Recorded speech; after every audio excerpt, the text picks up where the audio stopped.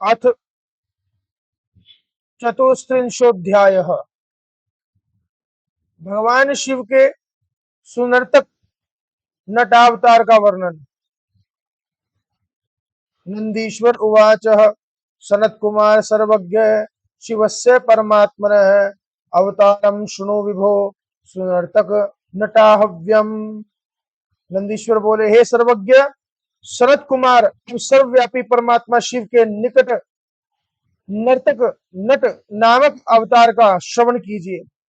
जब हिमालय सुता कालिका पार्वती शिव को प्राप्त करने के लिए वन में जाकर अत्यंत निर्मल तप करने लगी, तब हे मुने उनके कठिन तप से शिव जी प्रसन्न हो गए और उनके भाव की परीक्षा के लिए तथा उन्हें वर देने के लिए प्रसन्नता पूर्वक वहां गए।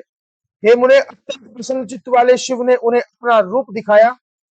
उन शिव से वर मांगो इस प्रकार कहा और उन शिवा से वर मांगो इस प्रकार। शिव जी के उस वचन को सुनकर तथा उनके उत्तम रूप को देखकर पार्वती बहुत प्रसन्न हुई और उन्हें भली भांति प्रणाम करके वे कहने लगी। पार्वती बोली, हे देवेश, हे ईशान, यदि आप मुझ पर प्रसन्न हैं और यदि मुझे वर देना चाहते हैं तो मेरे पति बने और मेरे ऊपर कृपा करें। हे नाथ, मैं आपकी समुचित आज्ञा से पिता के घर जा रही हूं। हे प्रभु, आपको भी मेरे पिता के पास जाना चाहिए। आप भिक्षुक बनकर अपना उत्तम यश प्रकट करते हुए मुझे मांगे और प्रेम पूर्वक मेरे पिता का गृहस्थ आश्रम पूरी तरह से सफल करें। उसके अनंतर हे प्रभु, हे महेशान, सशस्त्र शास्त्रोक्त विधि से देवगणों का कार्य सिद्ध करने के लिए मेरा पानी ग्रहण करें। हे विभो, आप मेरे इस मनोरथ को पूर्ण कीजिए। आप सर्वथा निर्विकार हैं तथा भक्त वत्सल नाम वाले हैं और मैं सर्वदा आपकी भक्त हूँ। नंदीश्वर बोले, पार्वती के इस प्रकार कहने पर भक्त वत्सल भगवान शिव ऐसा ही हो यह वचन कहकर अंतर्धान होकर अपने स्थान कैलाश को चले गए। गुण शंकर भगवान की जय। इसके बाद पार्वती भी प्रसन्न होकर अपनी दोनों सखियों के साथ अपने रूप को सामर्थ्य करके पिता के घर चली गई। पार्वती के आगमन का समाचार सुनकर हिमालय भी मैना तथा परिवार को साथ लेकर अपनी पुत्री को देखने के लिए प्रसन्नता पूर्वक गए। परम आनंदित वे दोनों पार्वती को प्रसन्न मुख देखकर उन्हें घर लिवा लाए। प्रीति के साथ महोत्सव मनाया। मैना तथा हिमालय ने ब्राह्मणादिकों को बहुत सा धन दिया और आदर के साथ वेद ध्वनि पूर्वक मंगलाचार किया। उसके बाद मैना अपनी कन्या के साथ आंगन में प्रसन्नता पूर्वक बैठ गई और वे हिमालय गंगा स्नान करने चले गए। इसी बीच सुंदर लीलाओं वाले वत्सल शिव नाचने वाले नट का रूप धारण कर मैना के पास पहुंचे। नित्य वस्त्रधारी तथा नित्य गान विशारद नट रूपधारी वे शिव अपने बाएं हाथ में शंख, दाहिने हाथ में डबरू और पीठ पर कंथा धारण करके मैना के आंगन में प्रसन्नता पूर्वक अनेक प्रकार के नृत्य तथा अत्यंत मनोहर गान करने लगे। उन्होंने बड़ी मनोहर ध्वनि करके डमरू तथा शंख बजाया और प्रीति पूर्वक विविध प्रकार की मनोहर लीला प्रारंभ की। उन्हें देखने के लिए वहां नगर के सभी बालक, वृद्ध, पुरुष एवं स्त्रियां सहसा आ पहुंची। उन्हें उत्तम गीत को सुनकर तथा उस मनोहर नृत्य को देखकर सभी लोग उस समय सहसा मोहित हो गए और मैना भी मोहित हो उठी। इसके बाद उनकी लीला से प्रसन्न मन वाली मैना शीघ्र ही स्वर्ण पात्र में रखे हुए रत्नों को उन्हें प्रीति पूर्वक देने के लिए गई। उन्होंने उन रत्नों को ग्रहण किया और उन पार्वती को भी भिक्षा के रूप में मांगा। वे पुनः कौतुक से उत्तम नृत्य तथा गान करने लगे। उनका वचन सुनकर विस्मित हुई मैना बहुत क्रुद्ध हो गई। उन्होंने भिक्षुक की भर्त्सना की और उसे बाहर निकालने की इच्छा की। इसी समय पर्वतराज हिमालय गंगा स्नान कर वहां आ पहुंचे। उन्होंने मनुष्य रूप धारण किए हुए उस भिक्षुक को सामने आंगन में स्थित देखा। तब मैना के मुख से वह सारा वृतांत सुनकर उन्होंने भी बड़ा क्रोध किया और उस भिक्षुक को बाहर निकालने के लिए अपने सेवकों को आज्ञा दी। मुनि सत्तम प्रलयाग्नि के समान जलते हुए तेज से अत्यंत दुस्सह उस भिक्षुक को बाहर निकालने में कोई भी समर्थ नहीं हुआ। उसके बाद हे तात, अनेक प्रकार की लीला करने में निष्णात उस भिक्षुक ने शैलराज को अपना अनंत प्रभाव दिखलाया। हिमालय ने शीघ्रता से उसे विष्णु रूपधारी, फिर ब्रह्मा रूप और थोड़ी देर में सूर्य रूप धारण किए हुए देखा। हे तात, इसके थोड़ी ही देर बाद उसको अत्यंत अद्भुत एवं परम तेजस्वी रुद्र रूप धारण कर पार्वती के साथ मनोहर हास करते हुए देखा। बोलो शंकर भगवान की जय। इस प्रकार हिमालय ने वहां उसके अनेक सुंदर रूपों को देखा और वे आनंद से विभोर हो विस्मित होकर वो उठे। इसके बाद सुंदर लीला करने वाले उन भिक्षुक ने शैल एवं मैना से केवल पार्वती को ही भिक्षा रूप में मांगा और अन्य कुछ भी ग्रहण नहीं किया।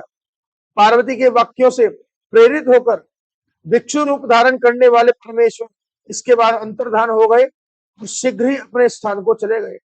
मैना हिमालय को उत्तम ज्ञान हुआ कि सर्वव्यापी शिव हम दोनों को फेंक कर अपने स्थान को चले गए। हमें अपनी तपस्विनी कन्या पार्वती को उन्हें प्रदान कर देना चाहिए, क्योंकि उत्कट भक्ति हो गई। इस प्रकार मैं महालीलाएं करके शिवजी ने पार्वती से भक्तों को आनंद देने वाला विवाह प्रेम पूर्वक विधि विधान के साथ किया। हे तात, इस प्रकार मैंने पार्वती के अनुरोध को पूर्ण करने वाला शिव का सुनर्तक नक नामक अवतार आपसे कहा। हे सनत कुमार, मेरे द्वारा क्या अत्यंत श्रेष्ठ तथा पवित्र है। जो भी इसे प्रेम पूर्वक सुनता है वह सुखी होकर सदगति प्राप्त कर लेता है। श्री शिव महापुराण के अंतर्गत तृतीय शतरुद्र संहिता में सुनर्तक नटावहन शिव अवतार वर्णन नामक 34वां अध्याय पूर्ण हुआ। बोलो शंकर भगवान की जय। पंच त्रिंशो अध्याय परमात्मा शिव के द्विजावतार का वर्णन। नंदीश्वर बोले, हे सर्वज्ञ सनत कुमार, अब साधु वेश धारण करने वाले ब्राह्मण के रूप में परमात्मा शिव का जिस प्रकार अवतार हुआ उसे आप सुने। मैना और हिमालय की शिव में उत्कट भक्ति देख देवताओं को भी बड़ी चिंता हुई और उन लोगों ने आदि पूर्वक परस्पर मंत्रणा की। यदि शिव में अनन्य भक्ति रखकर हिमालय उन्हें कन्या देंगे तो निश्चित रूप से ये शिव का निर्वाण पद प्राप्त कर लेंगे। अनंत रत्नों के आधारभूत यही हिमालय यदि मुक्त हो जाएंगे तो निश्चय ही पृथ्वी का रत्न गर्भा यह नाम व्यर्थ हो जाएगा। शिवजी को अपनी कन्या के दान के पुण्य से वे अपने स्थावर रूप को त्याग कर दिव्य शरीर धारण करके शिवलोक को प्राप्त करेंगे। फिर शिवजी के अनुग्रह से शिव सारूप्य प्राप्त करके वहां सभी प्रकार के भोगों को भोग कर बाद में मोक्ष प्राप्त कर लेंगे। हे मुने, इस प्रकार विचार कर अपने स्वार्थ साधन में कुशल उन सभी देवताओं ने गुरु बृहस्पति के घर के लिए प्रस्थान किया। वहां जाकर उन लोगों ने गुरु से निवेदन किया। देवता बोले, हे गुरु, आप हम लोगों का कार्य सिद्ध करने के लिए हिमालय के घर जाइए और शिवजी की निंदा कर हिमालय के चित्त से शिव के प्रति आस्था दूर कीजिए। हे गुरु, वे हिमालय श्रद्धा से अपनी कन्या शिव को देकर मुक्ति प्राप्त कर लेंगे, किंतु हम लोग ऐसा नहीं चाहते। हमारी इच्छा है कि वे यहीं पृथ्वी पर रहें। देवताओं का यह वचन सुनकर बृहस्पति ने विचार करके उनसे कहा। बृहस्पति जी बोले, हे देवताओं, आप लोगों के मध्य से ही कोई एक पर्वतराज के पास जाए और अपना अभिष्ट सिद्ध करे। मैं इसे करने में सर्वथा असमर्थ हूं। अथवा हे देवों, आप लोग इंद्र को साथ लेकर ब्रह्मलोक को जाइए और उन ब्रह्मा से अपना सारा वृतांत कहिए, वे आप लोगों का कार्य करेंगे। नंदीश्वर बोले, हे सनत कुमार, यह सुनकर विचार करके वे देवता ब्रह्मा की सभा में गए, उन लोगों ने ब्रह्मा के आगे सारा वृतांत निवेदित किया। उनका वचन सुनकर ब्रह्मदेव ने भली भांति विचार कर उनसे कहा, मैं तो दुख देने वाली तथा सर्वदा सुखा हारिणी शिव निंदा नहीं कर सकता। अतः हे देवताओं, आप लोग कैलाश को जाइए, शिव को संतुष्ट कीजिए और उन्हीं प्रभु को हिमालय के घर भेजिए। वे शिव ही पर्वतराज हिमालय के पास जाएं और अपनी निंदा करें, क्योंकि दूसरे की निंदा विनाश के लिए, अपनी निंदा यश के लिए मानी गई है। नंदीश्वर बोले, उसके बाद वे सभी देवगण कैलाश पर्वत पर गए। शिव जी को भक्ति पूर्वक प्रणाम कर उन लोगों ने सारा वृतांत निवेदन किया। देवताओं का वचन सुनकर शिव जी ने हंसकर उसे स्वीकार कर लिया तथा उन देवताओं को आश्वस्त कर विदा किया। उसके बाद भक्तवत्सल मायापति तथा अधिकारी महेश्वर भगवान शंभु ने हिमालय के समीप जाने का विचार किया। दंड छत्र दिव्य वस्त्र तथा उज्जवल तिलक से वशीभूत हो कंठ में शालग्राम शिला तथा हाथ में स्फटिक माला धारण कर साधु वेशधारी ब्राह्मण के वेश में भक्ति भाव से वे श्री विष्णु के नाम का जप करते हुए बंधु बांधवों से युक्त हिमालय के यहाँ शीघ्र गए।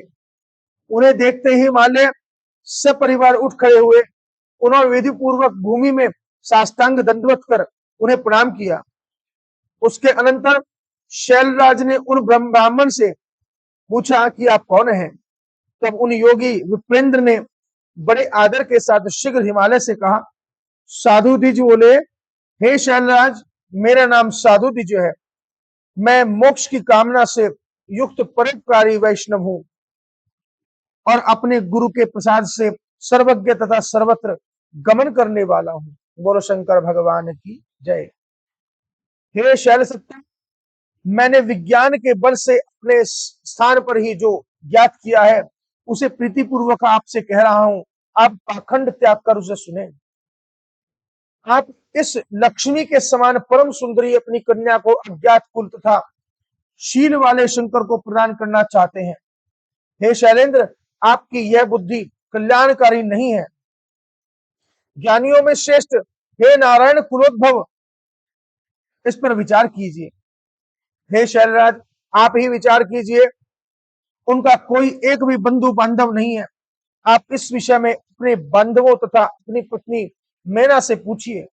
आप पार्वती को छोड़कर यत्न पूर्वक मैना आदि सबसे पूछिए, क्योंकि हे शैल, रोगी को औषधि अच्छी नहीं लगती, उसे तो सदैव कुपथ्य ही अच्छा लगता है। मेरे विचार से पार्वती को देने के लिए शंकर योग्य पात्र नहीं है। इसे सुनने मात्र से बड़े लोग आपका उपहास ही करेंगे।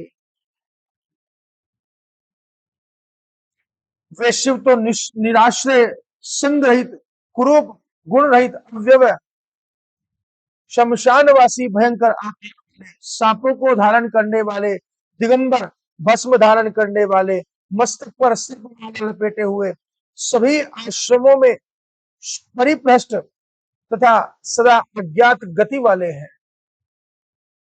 स्वयं शिव अपने बारे में कह रहे हैं, क्योंकि अपनी भत्सना करना कभी अपराध नहीं, दूसरे की भत्सना करना अपराध होता।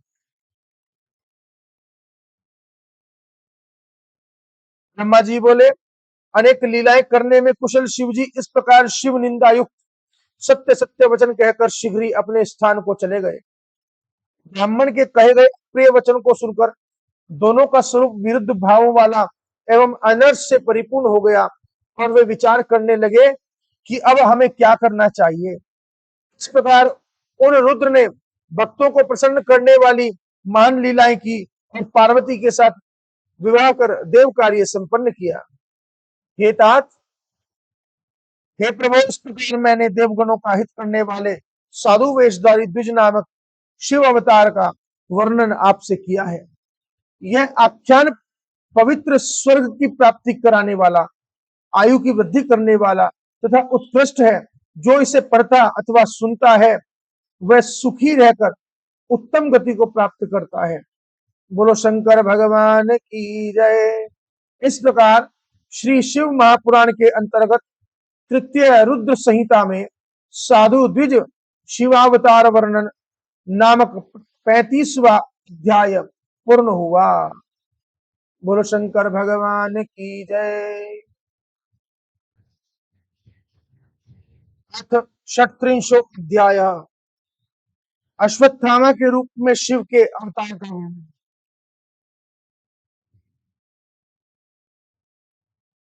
नंदीश्वर उवाच सनत्कुमार सर्वज्ञ शिवस्य परमात्मनः अवतारं शृणु विभोरश्वत्थामा अय्यमा परमो। नंदीश्वर बोले, हे सनत कुमार,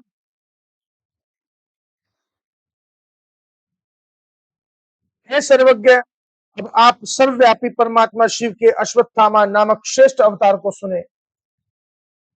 हे मुने, महाबुद्धिमान देवऋषि बृहस्पति के अंश से महर्षि भारद्वाज से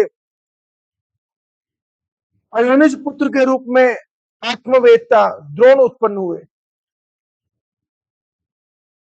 जो धनुर्धारियों में श्रेष्ठ थे, पराक्रमी थे, विप्रों में श्रेष्ठ, संपूर्ण शास्त्र के जानने वाले, विशाल कीर्ति वाले, महातेजस्वी एवं सभी अस्त्रों के ज्ञाताओं में श्रेष्ठ थे। जिन द्रोण को विद्वान लोग धनुर्विद्या में तथा वेद में पारंगत, वरिष्ठ, आश्चर्यजनक कार्य करने वाला और अपने कुल को बढ़ाने वाला कहते हैं, हे द्विज, वे अपने पराक्रम के प्रभाव से कौरवों के आचार्य थे एवं उन कौरवों के 6 महारथियों में प्रसिद्ध थे। उन द्विजोत्तम द्रोणाचार्य ने कौरवों की सहायता के लिए पुत्र की इच्छा से शिवजी को लक्ष्य करके बहुत बड़ा तप किया। उसके बाद हे मुनिचित्तव, उनके तप से प्रसन्न होकर भक्तवत्सल शिवजी द्रोणाचार्य के समक्ष प्रकट हुए। उन्हें देखकर उन ब्राह्मण द्रोण ने उन्हें शीघ्रता से प्रणाम करके हाथ जोड़कर विनम्र हो अत्यंत प्रसन्नचित होकर उनकी स्तुति की। उनकी स्तुति तथा तपस्या से संतुष्ट हुए भक्तवत्सल प्रभु शंकर ने द्रोणाचार्य से वर मांगो ऐसा कहा। शिवजी के इस वचन को सुनकर अति विनम्र द्रोणाचार्य ने कहा कि मुझे महाबली, सबसे अजय तथा अपने अंश से उत्पन्न एक पुत्र दीजिए। हे तात, हे मुने, द्रोणाचार्य का वचन सुनकर कौतुक करने वाले परम सुखकारी शिवजी ने ऐसा ही होगा यह कहा और वे अंतर्धान हो गए। द्रोणाचार्य भी निशंक हो प्रसन्नता पूर्वक अपने घर लौट गए और उन्होंने वह सारा वृत्तांत अपनी स्त्री से प्रेम पूर्वक कहा। इसके बाद अवसर पाकर वे सर्वांतक प्रभु रुद्र अपने अंश से द्रोण के महाबलवान पुत्र के रूप में उत्पन्न हुए। हे मुने, वे पृथ्वी पर अश्वत्थामा नाम से विख्यात हुए। वे महान वीर थे, उनकी आंखें कमल पत्र के समान थी और वे शत्रु पक्ष का विनाश करने वाले थे। ये महाबली अश्वत्थामा महाभारत के संग्राम में पिता की आज्ञा से कौरवों के सहायक के रूप में प्रसिद्ध हुए। उन महाबली अश्वत्थामा का आश्रय लेने के कारण ही महाबलवान भीम आदि कौरवगण देवताओं के लिए भी अजय हो गए। उन्हीं से भयभीत होने के कारण पांडव लोग कौरवों को जीतने में अपने को असमर्थ पा रहे थे। परम बुद्धिमान तथा महावीर होकर भी अश्वत्थामा के भय से असमर्थ हो गए। तब श्री कृष्ण के उपदेश से महाबली अर्जुन ने शिव की कठोर तपस्या उनसे अस्त्र प्राप्त करके उन कौरवों पर विजय प्राप्त की। हे मुने, उस समय महादेव के अंश से उत्पन्न हुए उन अश्वत्थामा ने कौरवों की भक्ति से प्रसन्न होकर उनके वशीभूत होकर युद्ध में यत्न पूर्वक शिक्षित पांडवों का विनाश करके अपना प्रताप दिखाया। श्री कृष्ण आदि महावीर बलवान शत्रु भी उनके बल को रोक नहीं सके। पुत्र के शोक से संतप्त अर्जुन को श्री कृष्ण के साथ रथ से अपनी ओर आता हुआ देखकर वे भाग खड़े हुए। अश्वत्थामा ने अर्जुन पर ब्रह्मशिर नामक अस्त्र का प्रहार किया। उससे सभी दिशाओं में प्रचंड तेज उत्पन्न हो गया। अपने प्राणों पर आई हुई आपत्ति को देखकर अर्जुन दुखी हुए और उनका तेज नष्ट हो गया। उन्होंने क्लेश क्रांत तथा भयभीत होकर श्री कृष्ण से कहा, अर्जुन बोले, हे कृष्ण ये क्या है? ये दुस्सह तेज चारों ओर से घेरे हुए कहां से आ गया है? मैं इसे नहीं जान पा रहा हूं। नंदीश्वर बोले, अर्जुन का यह वचन सुनकर महाशैव उन कृष्ण ने पार्वती सहित शिव का ध्यान करते हुए आदर पूर्वक अर्जुन से कहा। श्री कृष्ण बोले, यह द्रोणाचार्य के पुत्र का महातेजस्वी ब्रह्मास्त्र है। इसके समान शत्रुओं का घातक कोई दूसरा अस्त्र नहीं है, ऐसा जानना चाहिए। आप शीघ्र ही भक्तों की रक्षा करने वाले अपने प्रभु शंकर का ध्यान कीजिए, जिन्होंने आपका सारा कार्य संपादन करने वाला अपना सर्वोत्कृष्ट अस्त्र आपको प्रदान किया है। आप इस अस्त्र के परम तेज को अपने शैवास्त्र के तेज से नष्ट कीजिए। इतना कहकर स्वयं श्री कृष्ण अर्जुन की रक्षा के लिए शिव का ध्यान करने लगे। हे मुने, श्री कृष्ण की बात सुनकर अर्जुन ने अपने मन में शिव जी का ध्यान किया और इसके बाद जल से आचमन कर शिव को प्रणाम करके उस अस्त्र को शीघ्र ही अश्वत्थामा पर छोड़ दिया। हे महामुने, यद्यपि वह ब्रह्मशिर नामक अस्त्र अमोघ है, इसकी प्रतिक्रिया करने वाला कोई अन्य अस्त्र नहीं है, फिर भी वह शिव जी के अस्त्र के तेज से उसी क्षण शांत हो गया।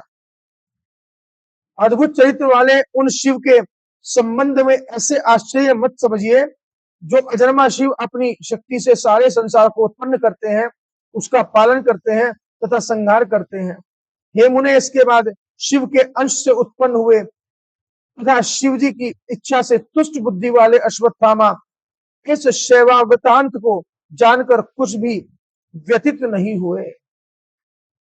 इसके बाद अश्वत्थामा ने इस संपूर्ण संसार को पांडवों से रहित करने के लिए उत्तरा के गर्भ में स्थित बालक को विनष्ट करने का निश्चय किया। तब उस महाप्रभावशाली ने महातेजस्वी तथा अन्य अस्त्रों द्वारा रोके न जा सकने वाले ब्रह्मास्त्र को उत्तरा के गर्भ पर चलाया। तब उस अस्त्र से जलती हुई अर्जुन की पुत्र वधु उत्तरा व्याकुलचित होकर लक्ष्मी श्री कृष्ण की स्तुति करने लगी। इसके बाद श्री कृष्ण ने हृदय से सदाशिव का ध्यान कर उनकी स्तुति की तथा उन्हें प्रणाम कर जान लिया कि पांडवों के विनाश के लिए यह अश्वत्थामा का अस्त्र है। उन्होंने शिव जी की आज्ञा से अपनी रक्षा के लिए इंद्र द्वारा प्रदत्त अपने महातेजस्वी सुदर्शन चक्र से उसकी रक्षा की। शंकर की आज्ञा से उन महाशैव श्री कृष्ण ने गर्भ में अपना स्वरूप भी धारण किया। यह चरित्र जानकर अश्वत्थामा उदास हो गया। उसके बाद प्रसन्नचित महाशैव श्री कृष्ण ने अश्वत्थामा को प्रसन्न करने के लिए सभी पांडवों को उनके चरणों में गिराया। परंतु प्रसन्नचित द्रोणाचार्य के पुत्र अश्वत्थामा ने श्री कृष्ण एवं समस्त पांडवों पर अनुग्रह करके प्रेम पूर्वक उन्हें अनेक प्रकार के वर दिए। हे तात, हे मुनिश्रेष्ठ, इस प्रकार अश्वत्थामा के रूप में पृथ्वी पर अवतार लेकर प्रभु शिव जी ने उत्तम लीला की। त्रैलोक्य को सुख देने वाले महापराक्रमशाली शिवावतार अश्वत्थामा आज भी गंगा तट पर विद्यमान है। हे मुने, इस प्रकार मैंने आपसे अश्वत्थामा के रूप में प्रभु शिव जी के अवतार का वर्णन किया, जो संपूर्ण सिद्धियों को देने वाला तथा भक्तों को अभिष्ट फल प्रदान करने वाला है। जो मनुष्य भक्ति पूर्वक इस चरित्र को सुनता है अथवा सावधान होकर इसका कीर्तन करता है, वह अभिष्ट सिद्धि प्राप्त करता है और अंत में शिवलोक को जाता है। बोलो शंकर भगवान की जय। इस प्रकार श्री शिव महापुराण के अंतर्गत तृतीय रुद्र संहिता में अश्वत्थामा शिवावतार वर्णन नामक 36वां अध्याय पूर्ण हुआ। बोलो शंकर भगवान की जय। अथ सप्तत्रिंशोऽध्यायः। व्यास जी का पांडवों को सांत्वना देकर अर्जुन को इंद्रकील पर्वत पर तपस्या करने भेजना। नंदीश्वर उवाच, शृणु प्राज्ञ किराताख्यम मवतारम पिनाकिनः मूकम च हतवान प्रीतो यो अर्जुनाय वरम ददौ। नंदीश्वर बोले, हे प्राज्ञ, अब आप शिवजी का किरावतार सुनिए, जिसमें उन्होंने प्रसन्न होकर मूक दानव का वध किया एवं अर्जुन को वर प्रदान किया। युद्ध क्रीड़ा में जब श्रेष्ठ पांडवों को दुर्योधन ने जीत लिया, तब वे परम पवित्र व पतिव्रता द्रौपदी को अपने साथ लेकर द्वैत वन चले गए। उस समय वे पांडव वहां पर सूर्य के द्वारा दी गई स्थाली का आश्रय लेकर सुखपूर्वक अपना समय बिताने लगे।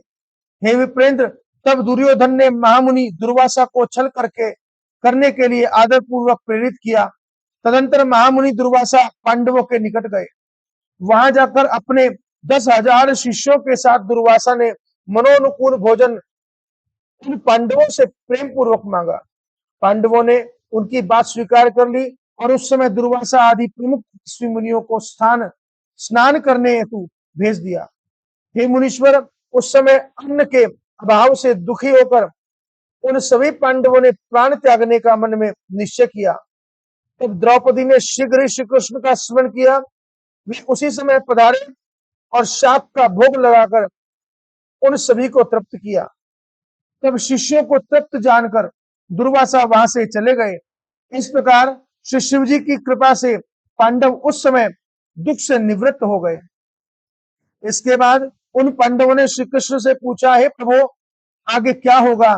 यह दुर्योधन महान वैरी उत्पन्न हुआ है, अब आप बताइए कि क्या करना चाहिए। नंदीश्वर बोले, हे मुने, उन पांडवों के द्वारा इस प्रकार पूछे जाने पर श्री कृष्ण जी ने शिव जी के चरण कमलों का स्मरण करके पांडवों से यह कहा। श्री कृष्ण बोले, हे श्रेष्ठ पांडवों, शिवोपासना से युक्त मेरे वृतांत को सुनिए और सुनकर विशेष रूप से शिवोपासना रूप कर्तव्य का अनुपालन कीजिए। पूर्व में मैंने अपने शत्रुओं पर विजय प्राप्त करने की इच्छा से द्वारका में जाकर महात्मा उपमन्यु के उपदेशों का विचार करके बटुक नामक श्रेष्ठ पर्वत पर 7 मास पर्यंत शिव जी की आराधना की। तो भली भांति सेवा के किए जाने से परमेश्वर शिव जी की मुझ पर प्रसन्न हो गए। विश्वेश्वर ने साक्षात प्रकट होकर मुझे अभिष्ट वर प्रदान किया। उन्हीं की कृपा से मैंने सभी प्रकार का उत्तम सामर्थ्य प्राप्त कर लिया। हे पांडवों, मैं इस समय भी भोग एवं मोक्ष देने वाले शिव जी की सेवा करता हूं, इसलिए आप लोग भी सब प्रकार का सुख देने वाले उन शिव जी की सेवा कीजिए। नंदीश्वर बोले, ऐसा कहकर पांडवों को आश्वासन देकर श्री कृष्ण जी अंतर्धान हो गए और शिव जी के चरण कमलों का स्मरण करते हुए शीघ्र ही द्वारका चले गए।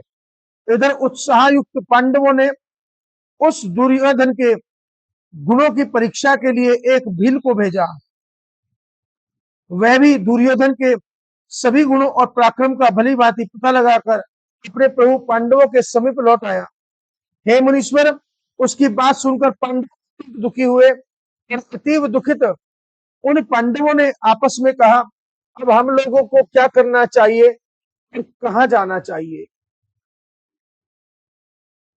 यद्यपि हम लोग इस समय युद्ध करने में समर्थ हैं, किंतु सत्यपाश में बंधे हुए हैं। नंदीश्वर बोले, इसी समय मस्तक में भस्म लगाए, रुद्राक्ष की माला धारण किए, सिर पर जटाजूट से सुशोभित तथा शिव प्रेम में निमग्न तेजो राशि साक्षात दूसरे धर्म के समान श्री व्यास जी पंचाक्षर मंत्र का जाप करते हुए वहां आए। तब उन्हें देखकर वे पांडव प्रसन्न होकर उठकर उनके आगे खड़े हो गए और कुशा से युक्त मृग चर्म का आसन उन्हें देकर उस पर बैठते हुए व्यास जी का हर्षित होकर पूजन किया। अनेक प्रकार से उनकी स्तुति की और कहा कि हम धन्य हो गए, हमने जो कठिन तप किया, अनेक प्रकार के दान दिए, वह सब सफल हो गया है। हे प्रभु, हम सब आपके दर्शन से तृप्त हो गए। हे पितामह, आपके दर्शन से दुख दूर हो गया। क्रूर कर्म वाले इन दुष्टों ने हम लोगों को बड़ा दुख दिया है। आप जैसे श्रीमानों का दर्शन हो जाने पर जो दुख कभी न गया, अब चला गया है और निश्चय ही चला जाएगा, ऐसा हम लोगों का विचारपूर्ण निश्चय है। सब कुछ करने में समर्थ आप जैसे महात्माओं के आश्रम में पधारने पर भी यदि दुख दूर न हुआ तो इसमें देव ही कारण है। बड़े लोगों का स्वभाव कल्प वृक्ष के समान माना गया है। उनके आने पर कारणभूत दारिद्र्य निश्चित रूप से चला जाता है। हे प्रभु, महापुरुषों के गुणों का कथन करने से, उनका नाम संकीर्तन मात्र करने से अथवा उनका आश्रय लेने से व्यक्ति महत्ता या उपेक्षा करने से लघुता को प्राप्त करता है। इसमें कोई विचार नहीं करना चाहिए। उत्तम पुरुष में स्वभाव ही ऐसा होता है कि वे दीन जनों का परिपालन करते हैं। निर्धनता को लोक में परम कल्याणकारी माना गया है, क्योंकि इसके सामने अर्थात लक्ष्य के रूप में दूसरे का उपकार और सज्जनों की सेवा यही रहते हैं। बोलो शंकर भगवान की जय। उसके बाद जो भाग्य है उसमें किसी को दोष नहीं देना चाहिए। इसलिए हे स्वामिन, आपके दर्शन से हम लोग आप अपना मंगल ही मानते हैं। आपके आगमन मात्र से हमारा मन हर्षित हो उठा है। अब आप हम लोगों को शीघ्र ही ऐसा उपदेश दें जिससे हमारा दुख दूर हो। नंदीश्वर बोले, पांडवों का यह वचन सुनकर प्रसन्नचित हुए महामुनि व्यास जी ने यह कहा, हे पांडवों, आप लोग दुख मत कीजिए, आप लोग धन्य हैं और कृतकृत्य है जो कि आप लोगों ने सत्य का लोप नहीं होने दिया। सत्पुरुषों का ऐसा अत्युत्तम स्वभाव होता है कि मृत्यु पर्यंत मनोहर फल देने वाले सत्य तथा धर्म का त्याग नहीं करते। यद्यपि हमारे लिए आप लोग तथा वे कौरव दोनों ही बराबर हैं, फिर भी विद्वान के द्वारा धर्मात्माओं के प्रति पक्षपात उचित कहा गया है। अंधे तथा दुष्ट धृतराष्ट्र ने पहले ही धर्म का त्याग किया और लोभ से स्वयं आप लोगों का राज्य हड़प लिया।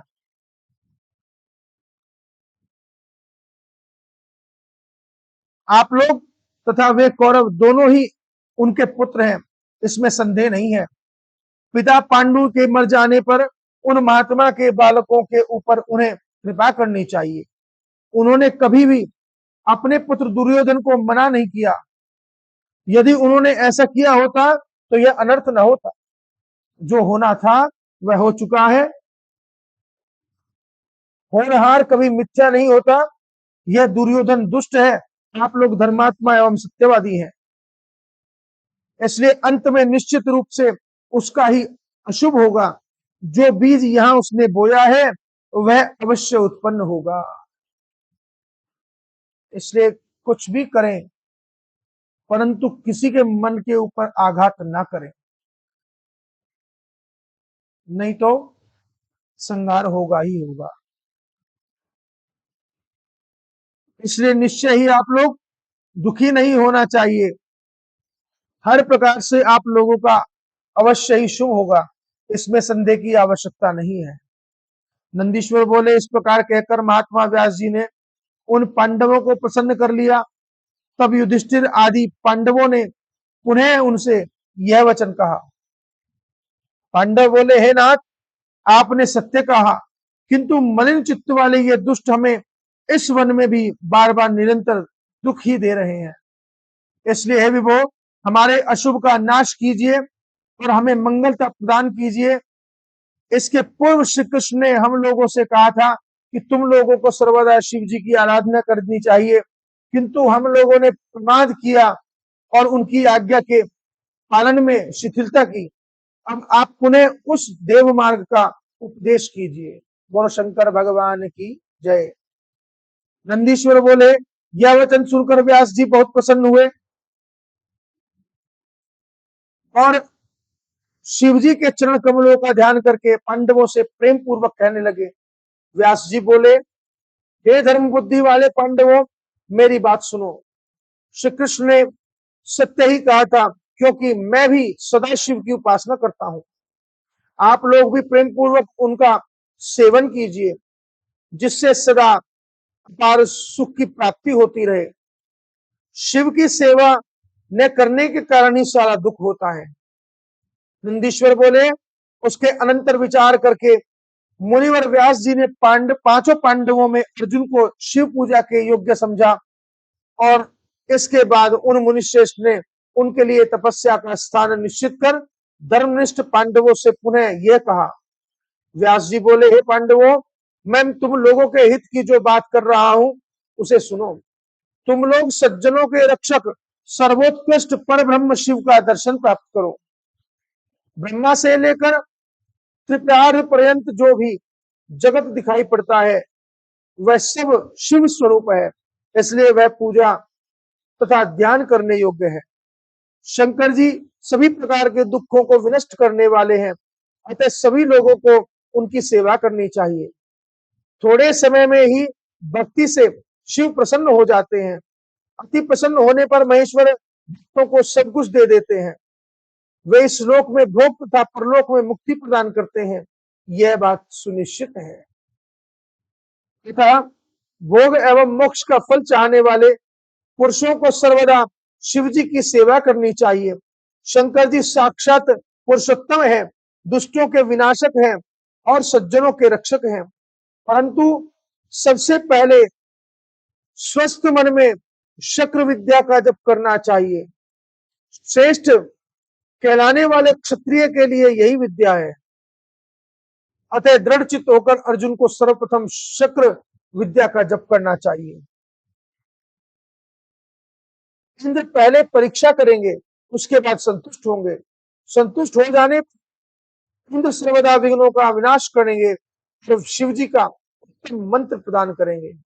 नंदीश्वर बोले, व्यास जी ने इस प्रकार कहकर अर्जुन को अपने पास बुलाकर उन्हें इंद्र विद्या का उपदेश किया और तीक्ष्ण बुद्धि वाले अर्जुन ने भी स्नान कर पूर्वाभिमुख हो उसे ग्रहण कर लिया।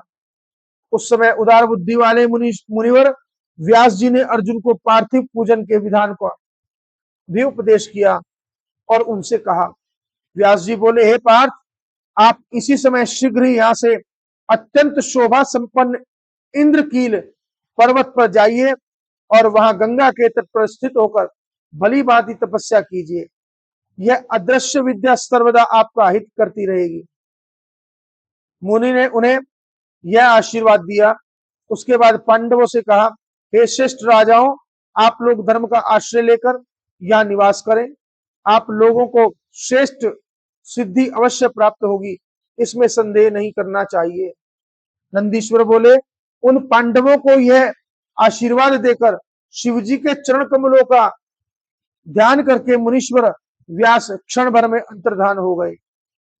बोलो शंकर भगवान की जय। इस प्रकार श्री शिव महापुराण के अंतर्गत तृतीय रुद्र संहिता में कीरातावतार वर्णन प्रसंग में अर्जुन को व्यास का उपदेश वर्णन नामक 37वां अध्याय पूर्ण हुआ। बोलो शंकर भगवान की जय। अथाष्टत्रिंशो अध्याय। इंद्र का अर्जुन को वरदान देकर शिव पूजन का उपदेश देना।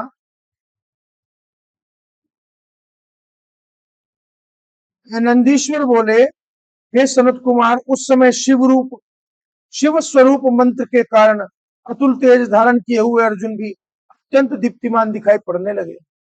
उस समय उन सभी पांडवों ने अर्जुन को देखकर यह निश्चय कर लिया कि हम लोग अवश्य विजयी होंगे, क्योंकि अर्जुन का तेज बढ़ा हुआ है।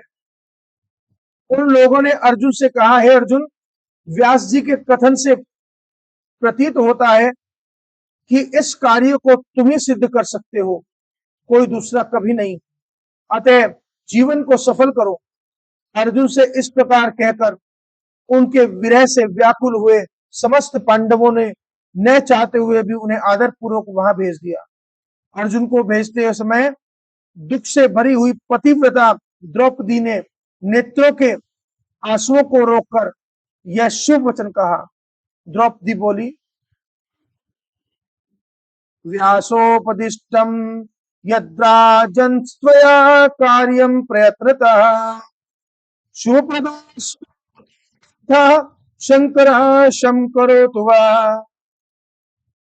द्रौपदी बोली, हे राजन, व्यास जी ने आपको जैसा उपदेश दिया है वैसा आपको प्रयत्न पूर्वक कार्य करना चाहिए। आपका मार्ग मंगलप्रद हो और भगवान शंकर जी आपका कल्याण करें। उसके अनंतर पांचों द्रौपदी सहित पांडव अर्जुन को आदर पूर्वक विदा करके अत्यंत दुखी होते हुए परस्पर मिलकर वहां निवास करने लगे। हे ऋषि सत्तम, शरद कुमार सुनिए, पांडवों ने वहां रहते हुए आपस में कहा कि दुख उपस्थित होने पर भी प्रियजन का संयोग बना रहे तो दुख नहीं जान पड़ता है, किंतु प्रियजन के वियोग रहने पर दुख आ पड़े तो वह निरंतर द्विगुणित होता जाता है। उस समय धैर्यवान को भी धीरज कैसे रह सकता है। नंदीश्वर बोले, हे मुनीश्वर, इस प्रकार पांडवों के दुख प्रकट करने पर करुणा सागर ऋषि वर्य व्यास जी वहां आए। तब दुख से व्याकुल हुए वे पांडव व्यास जी को नमस्कार करके आसन देकर आदर पूर्वक उनकी पूजा करके हाथ जोड़कर यह वचन कहने लगे। श्वेता मृषभश्रेष्ठ दुख दगदा वयम प्रभो दर्शनम ते अद्य संप्राप्य हयानंदन प्राप्नुमो मुने। पांडव बोले, हे श्रेष्ठ सत्तम, हे प्रभु सुनिए, हम दुख से जल रहे हैं, किंतु हे मुने, आज आपका दर्शन प्राप्त कर हम लोग आनंदित हो रहे हैं। हे प्रभु, आप हम लोगों का दुख दूर करने के लिए कुछ काल पर्यंत यही निवास कीजिए, क्योंकि हे विप्रशे, आपके दर्शन मात्र से सारा दुख नष्ट हो जाता है। नंदीश्वर बोले, उन लोगों के इस प्रकार कहने पर उन ऋषिवर ने उनके सुख के लिए वहां निवास किया और वे अनेक प्रकार की कथाओं से उस समय उनका कष्ट दूर करने लगे। हे सन्मुने, व्यास जी के द्वारा की जाती हुई वार्ता के साथ उन्हें प्रणाम करके विनीतात्मा धर्मराज ने उनसे यह पूछा। युधिष्ठिर बोले, हे ऋषि श्रेष्ठ, हे महाप्राज्ञ, आपके वचनों से मेरे दुख की शांति हो गई, किंतु हे प्रभु, मैं आपसे जो पूछता हूं उसे बताइए। क्या इस प्रकार का दुख पहले और किसी को प्राप्त हुआ है, अथवा यह महान दुख हमें ही मिला है, अन्य किसी को नहीं? व्यास जी बोले, हे युधिष्ठिर, पूर्व समय में निषद देश के अधिपति महात्मा नल को आपसे भी अधिक दुख प्राप्त हुआ था। राजा हरिश्चंद्र को भी अत्यधिक दुख प्राप्त हुआ था, और जो अनिर्वचनीय सुनने मात्र से दूसरों को भी दुख दे करने वाला है, हे पांडव, वैसा ही दुख श्री रामचंद्र का भी जानना चाहिए। बोलो रामचंद्र भगवान की जय।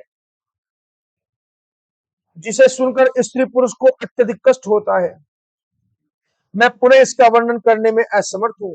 अतः शरीर को दुखों का समूह समझकर इस समय तुम्हें शोक का त्याग करना चाहिए। जिस किसी ने यह शरीर धारण किया है वह दुखों से व्याप्त हुआ है, इसमें संदेह नहीं है।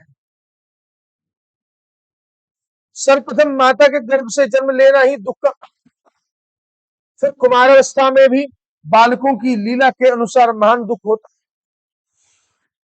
इसके अनंतर मनुष्य युवावस्था में दुख रूपी कामनाओं का भोग करता है। हे युधिष्ठिर, अनेक के कार्यभारों से तथा दिनों के गमनागमन से पुरुष की सारी आयु इसी प्रकार नष्ट हो जाती है और मनुष्य को उसका ज्ञान नहीं रहता। अंत समय में जब पुरुष की मृत्यु होती है, उस समय उसे इससे भी अधिक कष्ट उठाना पड़ता है। इसके बाद भी अज्ञानी मनुष्य अनेक प्रकार के नरकों की पीड़ा प्राप्त करते हैं। इसलिए यह सब सत्य है। आप सत्य का आचरण कीजिए।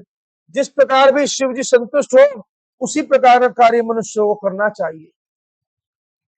नंदीश्वर बोले, इस प्रकार उन सभी भाइयों ने अनेक प्रकार की वार्ताओं तथा मनोरथ से समय बिताना प्रारंभ किया। कठिन पहाड़ी मार्गों से जाते हुए दृढ़ व्रत वाले अर्जुन भी एक यक्ष को प्राप्त कर उसी के साथ अनेक डाकुओं का संहार करते हुए मन में हर्षित हो उत्तम इंद्रकील पर्वत पर चले गए। वहां जाकर उन्होंने गंगा के समीप एक सुंदर स्थान को प्राप्त किया, जो स्वर्ग से भी उत्तम तथा अशोक वन से युक्त था। वहीं पर वे बैठ गए। इसके बाद स्वयं स्नान करके श्रेष्ठ गुरु को नमस्कार कर उन्होंने यथोपदिष्ट वेश धारण किया और इंद्रियों को वश में करके एकाग्रचित्त हो तपस्या में लीन स्थित हो गए। उस समय वे अत्यंत सुंदर समसूत्र युक्त पार्थिव शिवलिंग का निर्माण करके उसके आगे आसनस्थ होकर उत्तम तेजो राशि शिव जी का ध्यान करने लगे। इस प्रकार अर्जुन तीनों समय स्नान करके बारंबार अनेक प्रकार से शिव जी की पूजा करते हुए उपासना में तत्पर हो गए। इसके बाद उस समय उनके शिरोभाग से निकले हुए तेज को देखकर इंद्र के अनुचर भयभीत हो गए और सोचने लगे कि यह इस स्थान पर कब आ गया। उन्होंने पूरे अपने मन में विचार किया कि यह समाचार इंद्र से निवेदन करना चाहिए। परस्पर ऐसा कहकर वे शीघ्र इंद्र के समीप गए। चर बोले, हे देवेश, कोई देवता, ऋषि, सूर्य अथवा अग्निदेव इस वन में घोर कर रहे हैं। हम लोग उन्हें नहीं जानते। उनके तेज से संतप्त होकर हम लोग आपके पास आए हैं। हमने उस चरित्र को आपसे कह दिया है, तो जैसा उचित हो आप वैसा कीजिए। नंदीश्वर बोले, दूतों के ऐसा कहने पर इंद्र ने अपने पुत्र अर्जुन का अभिप्राय जानकर पर्वत रक्षकों को विदा कर स्वयं वहां जाने का विचार किया। विप्रेंद्र, वे सचिपति इंद्र ब्रह्मचारी वृद्ध ब्राह्मण का रूप धारण कर उनकी परीक्षा के लिए वहां पहुंचे। जब उन्हें आया हुआ देखकर उनकी पूजा की, आगे खड़े होकर स्तुति करके उनसे पूछा कि इस समय आप कहां से आए हैं, कृपया यह बताइए। जब उनके द्वारा प्रीतिपूर्वक ये इस प्रकार कहे जाने पर अर्जुन के धैर्य के परीक्षाणार्थ देवराज इंद्र प्रति प्रश्न करने लगे। ब्राह्मण बोले, हे तात, तुम इस समय युवावस्था में तप क्यों कर रहे हो? क्या तुम्हारी यह तपस्या सर्वथा मुक्ति के लिए है अथवा विजय के लिए है? नंदीश्वर बोले, इस प्रकार पूछे जाने पर अर्जुन ने अपना सारा समाचार कह सुनाया। तब उन ब्राह्मण ने पुनः यह वचन कहा। ब्राह्मण बोले, हे वीर, तुम क्षात्र धर्म में स्थित होकर सुख पाने की इच्छा से जो तप कर रहे हो वह उचित नहीं है। हे कुरुश्रेष्ठ, क्षत्रिय तो मुक्ति हेतु तप करता है। हे श्रेष्ठ, इंद्र सुख देने वाले देवता है, वे मुक्ति नहीं दे सकते। इसलिए तुम्हें इस सकाम तप को छोड़कर सर्वथा श्रेष्ठ तप करना चाहिए। नंदीश्वर बोले, उनके इस वचन को सुनकर दृढ़व्रत एवं विनयी अर्जुन ने क्रोध किया और उनका निरादर करते हुए कहा। अर्जुन बोले, मैं न तो राज्य के लिए और न तो मुक्ति के लिए तप कर रहा हूं, तुम ऐसा क्यों बोल रहे हो? मैं व्यास जी की आज्ञा से इस प्रकार का तप कर रहा हूं। हे ब्रह्मचारी, अब यहां से शीघ्र चले जाओ, मुझे अपने संकल्प से मत गिराओ।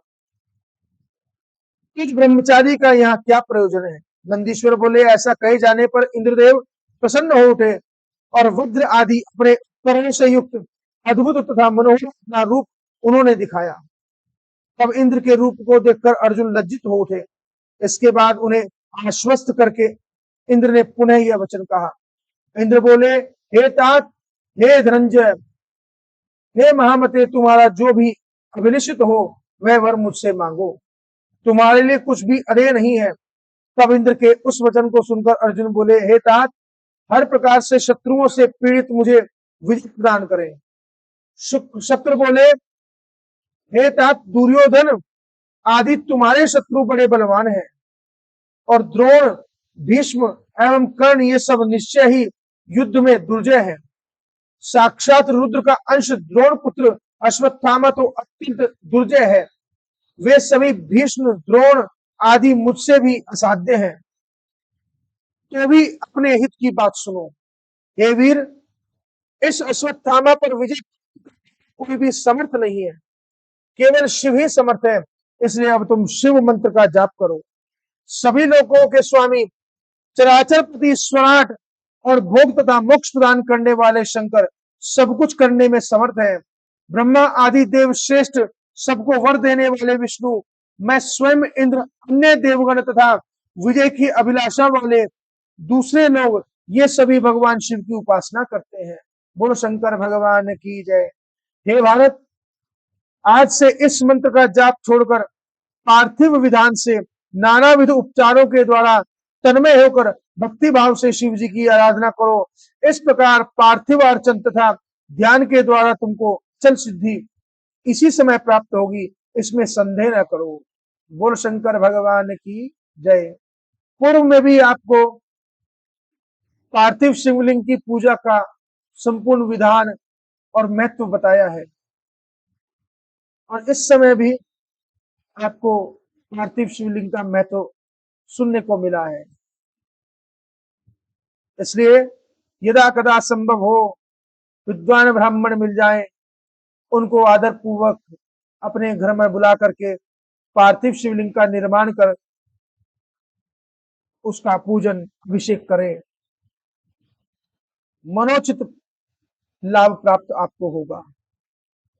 शिव शिव शिव ऐसा कहने वालों को जीवन में कभी कष्ट प्राप्त नहीं होता। बोलो शंकर भगवान की जय।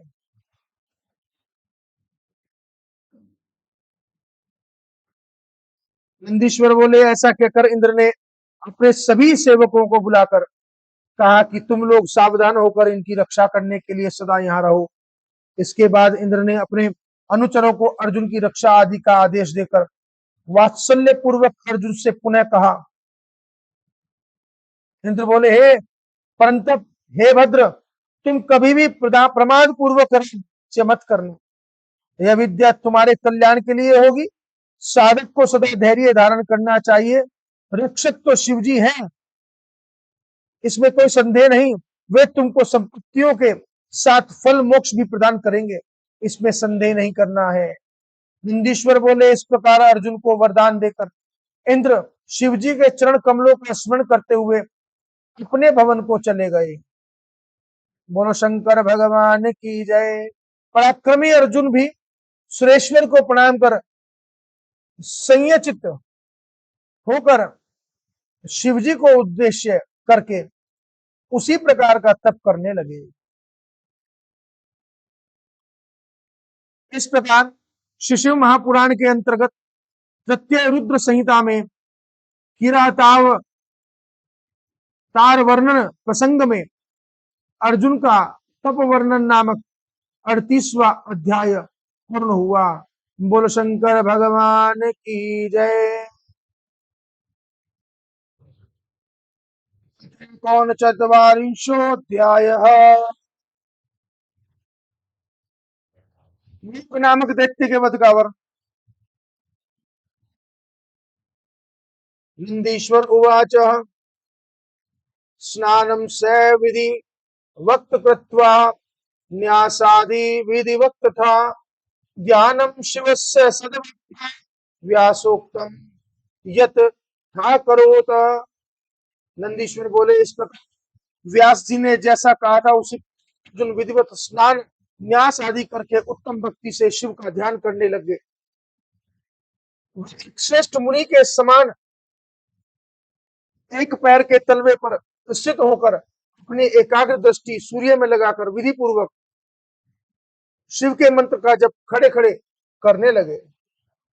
वे मन से शिव का स्मरण करते हुए तथा शिव जी के सर्वोत्तम पंचाक्षर मंत्र का जप करते हुए प्रीति पूर्वक तप करने लगे। उनके तप का तेज ऐसा था कि देवता भी आश्चर्यचकित हो गए। फिर वे शिव जी के समीप गए और सावधान होकर कहने लगे। देवता बोले, हे सर्वेश, एक मनुष्य आपको प्रसन्न करने के लिए कर रहा है, अतः हे प्रभु, यह मनुष्य जो कुछ चाहता है उसे आप क्यों नहीं दे देते। नंदीश्वर बोले, तब ऐसा कहता चिंताग्रस्त वे देवगण शिव जी की अनेक प्रकार से स्तुति करने लगे। वे उनके चरणों पर दृष्टि लगाकर वहीं स्थित हो गए। तब उद्दार बुद्धि वाले महाप्रभु शिव उनका वचन सुनकर हंस करके प्रसन्नचित होकर देवताओं से यह वचन कहने लगे।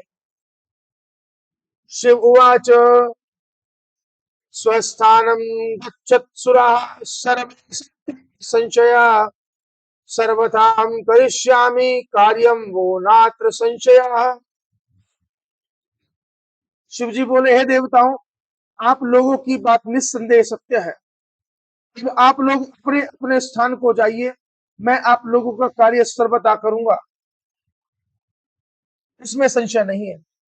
नंदीश्वर बोले, शिव जी का यह वचन सुनकर देवताओं को पूर्ण विश्वास हो गया है और वहां से लौटकर वे अपने अपने स्थान को चले गए। हे विप्रेंद्र, इसी बीच दुरात्मा तथा मायावी मायावी दुर्योधन के द्वारा अर्जुन के प्रति भेजा गया मूक नामक दैत्य शूकर का रूप धारण कर वहां आया जहां अर्जुन स्थित थे। पर्वतों के शिखरों को तोड़ता हुआ, अनेक वृक्षों को उखाड़ता हुआ तथा विविध प्रकार के शब्द करता हुआ बड़े बड़े वेग से उसी मार्ग से जा रहा था। उस समय अर्जुन भी मूक नामक दैत्य को देखकर शिव के चरण कमलों का स्मरण कर अपने मन में विचार करने लगे। अर्जुन बोले, ये कौन है, कहां से आ रहा है? यह तो बड़ा क्रूर कर्म करने वाला दिखाई दे रहा है। निश्चय ही यह मेरा अनिष्ट करने के लिए मेरी ओर आ रहा है। मेरे मन में तो यह आ रहा है कि यह शत्रु ही है, इसमें संदेह नहीं। मैंने इससे पूर्व अनेक दैत्य दानवों का संहार किया है, उन्हीं का कोई संबंधी अपना वैर साधने के लिए मेरी ओर आ रहा है, अथवा यह दुर्योधन का कोई हितकारी मित्र है, जिसके देखने से अपना मन प्रसन्न हो वह निश्चय ही हितैषी होता है, और जिसके देखने से मन में व्याकुलता उत्पन्न हो वह अवश्य ही शत्रु होता है। सदाचार से कुल का, शरीर से भोजन का, वचन के द्वारा शास्त्र ज्ञान का तथा नेत्र के द्वारा स्नेह का पता लग जाता है। आकार, गति, चेष्टा, संभाषण एवं नेत्र तथा मुख के विकार से मनुष्य के अंतःकरण की बात ज्ञात हो जाती है। उज्ज्वल, सरस, टेढ़ा और लाल, ये चार प्रकार के नेत्र कहे गए हैं। विद्वानों ने उनका पृथक पृथक भाव बताया है। मित्र के मिलने पर उज्ज्वल, पुत्र को देखने पर सरस, स्त्री के मिलने, शत्रु के देखने पर नेत्र लाल हो जाते हैं। किंतु इसे देखने पर तो मेरी सारी इंद्रियां कलुषित हो गई हैं, तो ये अवश्य ही मेरा शत्रु है, इसका वध कर देना चाहिए, इसमें संदेह नहीं है। मेरे गुरु का यह कथन भी है, हे राजन, तुम दुख देने वाले का सर्वथा वध कर देना, इसमें विचार नहीं करना चाहिए। निस्संदेह इसलिए कि ये आयुध भी है। इस प्रकार विचार कर अर्जुन धनुष पर बाण चढ़ाकर खड़े हो गए। इसी बीच अर्जुन की रक्षा के लिए हम उनकी भक्ति की परीक्षा करने के लिए अक्सर भगवान शंकर अपने गणों सहित अत्यंत अद्भुत सुशिक्षित भील का रूप धारण कर उस दैत्य का विनाश करने के लिए शीघ्र ही वहां आ पहुंचे। कच्छ लांग काच लगाए हुए, लताओं से अपने केशों को बांधे हुए, शरीर पर श्वेत वर्ण की रेखा अंकित किए हुए, धनुष बाण धारण किए हुए तथा पीठ पर बाणों का कर्कश धारण किए हुए सहित वहां गए। वे शिवजी भीलराज बने हुए थे। वे शिवजी भील सेना के अधिपति होकर कोलाहल करते हुए निकले। उसी समय शूकर के गर्जने की ध्वनि दसों दिशाओं में सुनाई पड़ी। उस वनचारी शूकर के घोर घर करने शब्द से अर्जुन व्याकुल हो गए, साथ ही जो पर्वत आदि थे वे भी उन शब्दों से व्याकुल हो उठे। अहो, यह क्या है?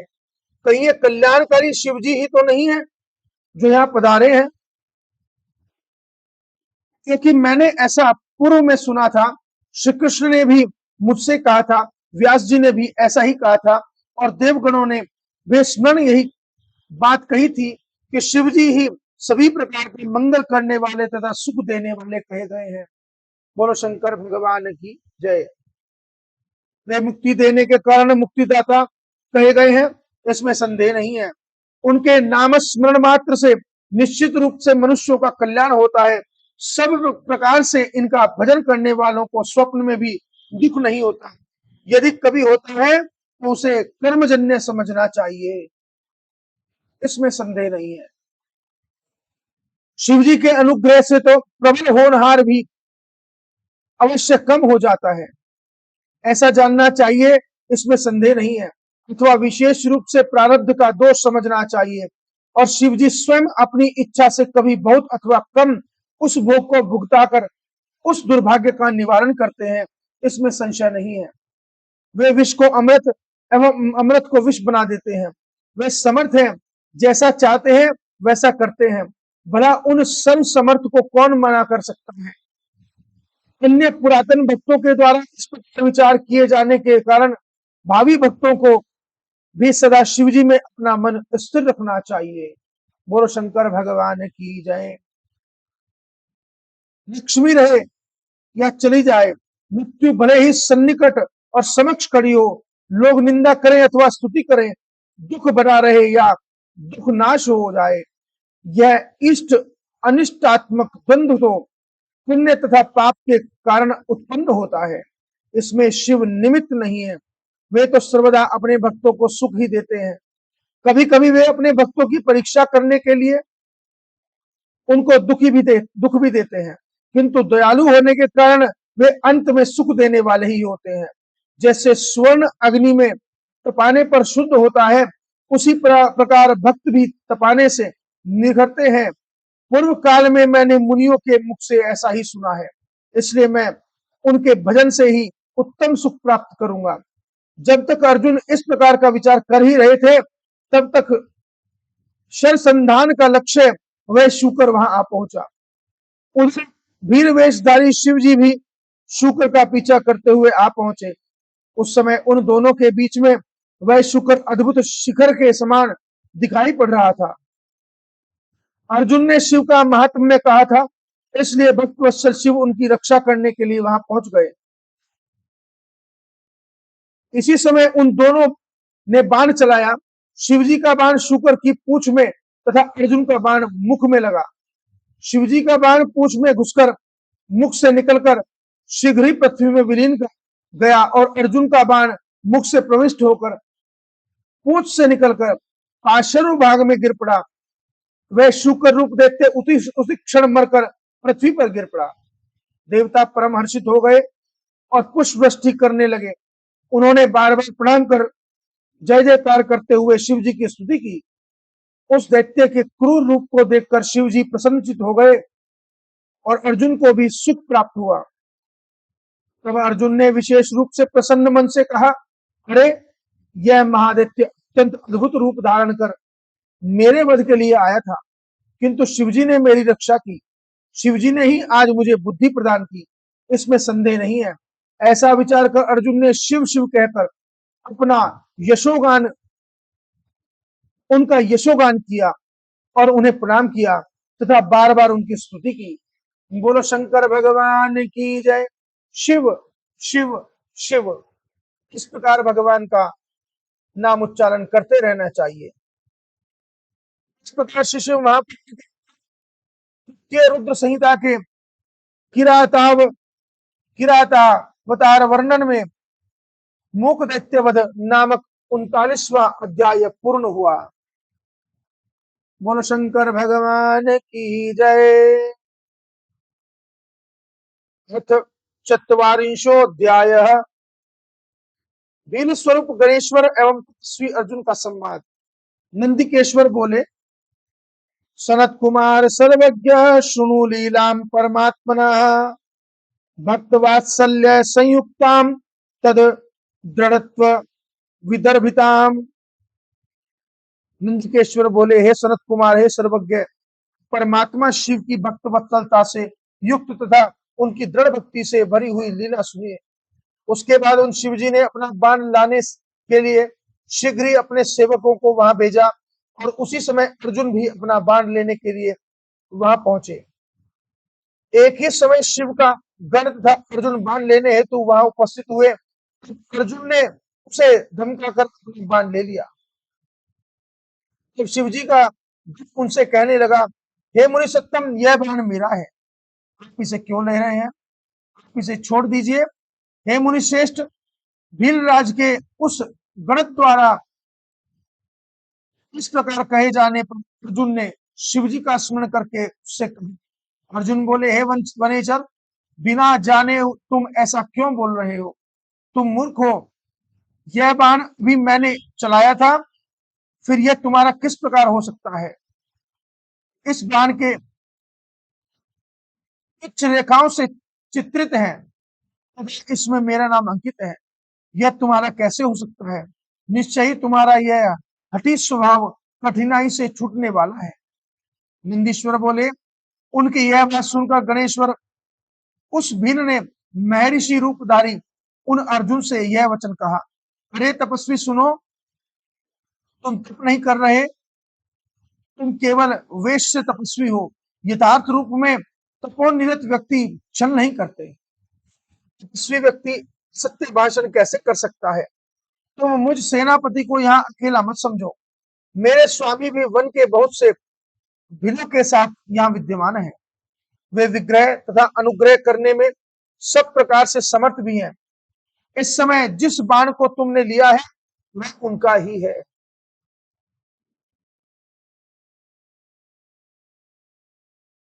तुम इस बात को अच्छी तरह जान लो कि यह बाण तुम्हारे पास कभी नहीं रहेगा। हे तापस, तुम सत्य बोलकर अपनी तपस्या का फल क्यों नष्ट कर रहे हो?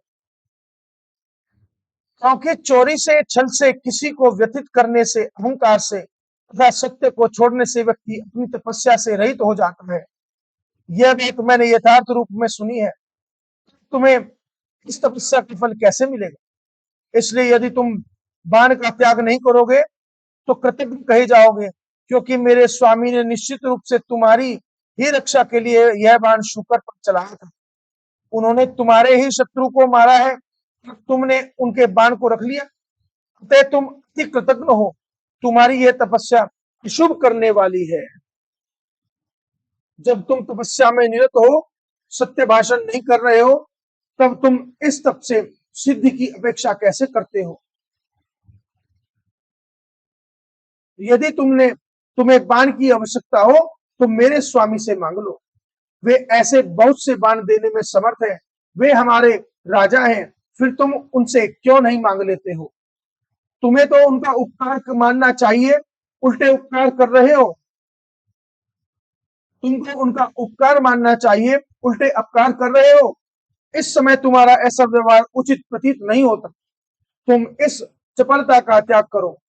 नंदीश्वर बोले, तब उसकी यह बात सुनकर प्रथापुत्र अर्जुन क्रोध करके पुनः शिव जी का स्मरण करते हुए मर्यादित वाक्य कहने लगे। अर्जुन बोले, हे भील, मैं जो कहता हूं तुम उसको सुनो। हे वनेचर, जैसी तुम्हारी जाति है और जैसे तुम हो, मैं उसे अच्छी तरह जानता हूं।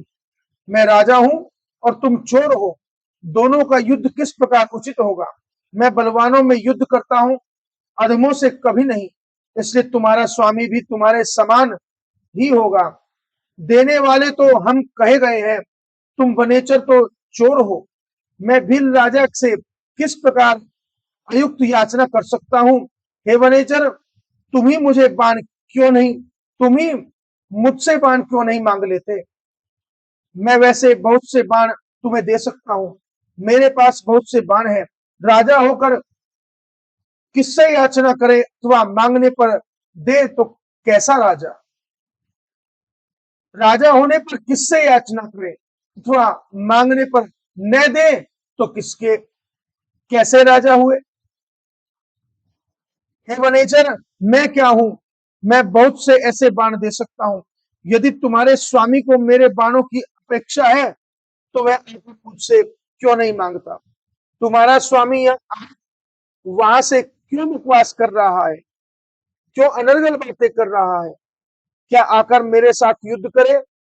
यहाँ आकर के मेरे साथ युद्ध करे और मुझे युद्ध में पराजित करके तुम्हारा सेनापति भीलराज इस बाण को लेकर सुख से अपने घर चला जाए, वह देर क्यों कर रहा है?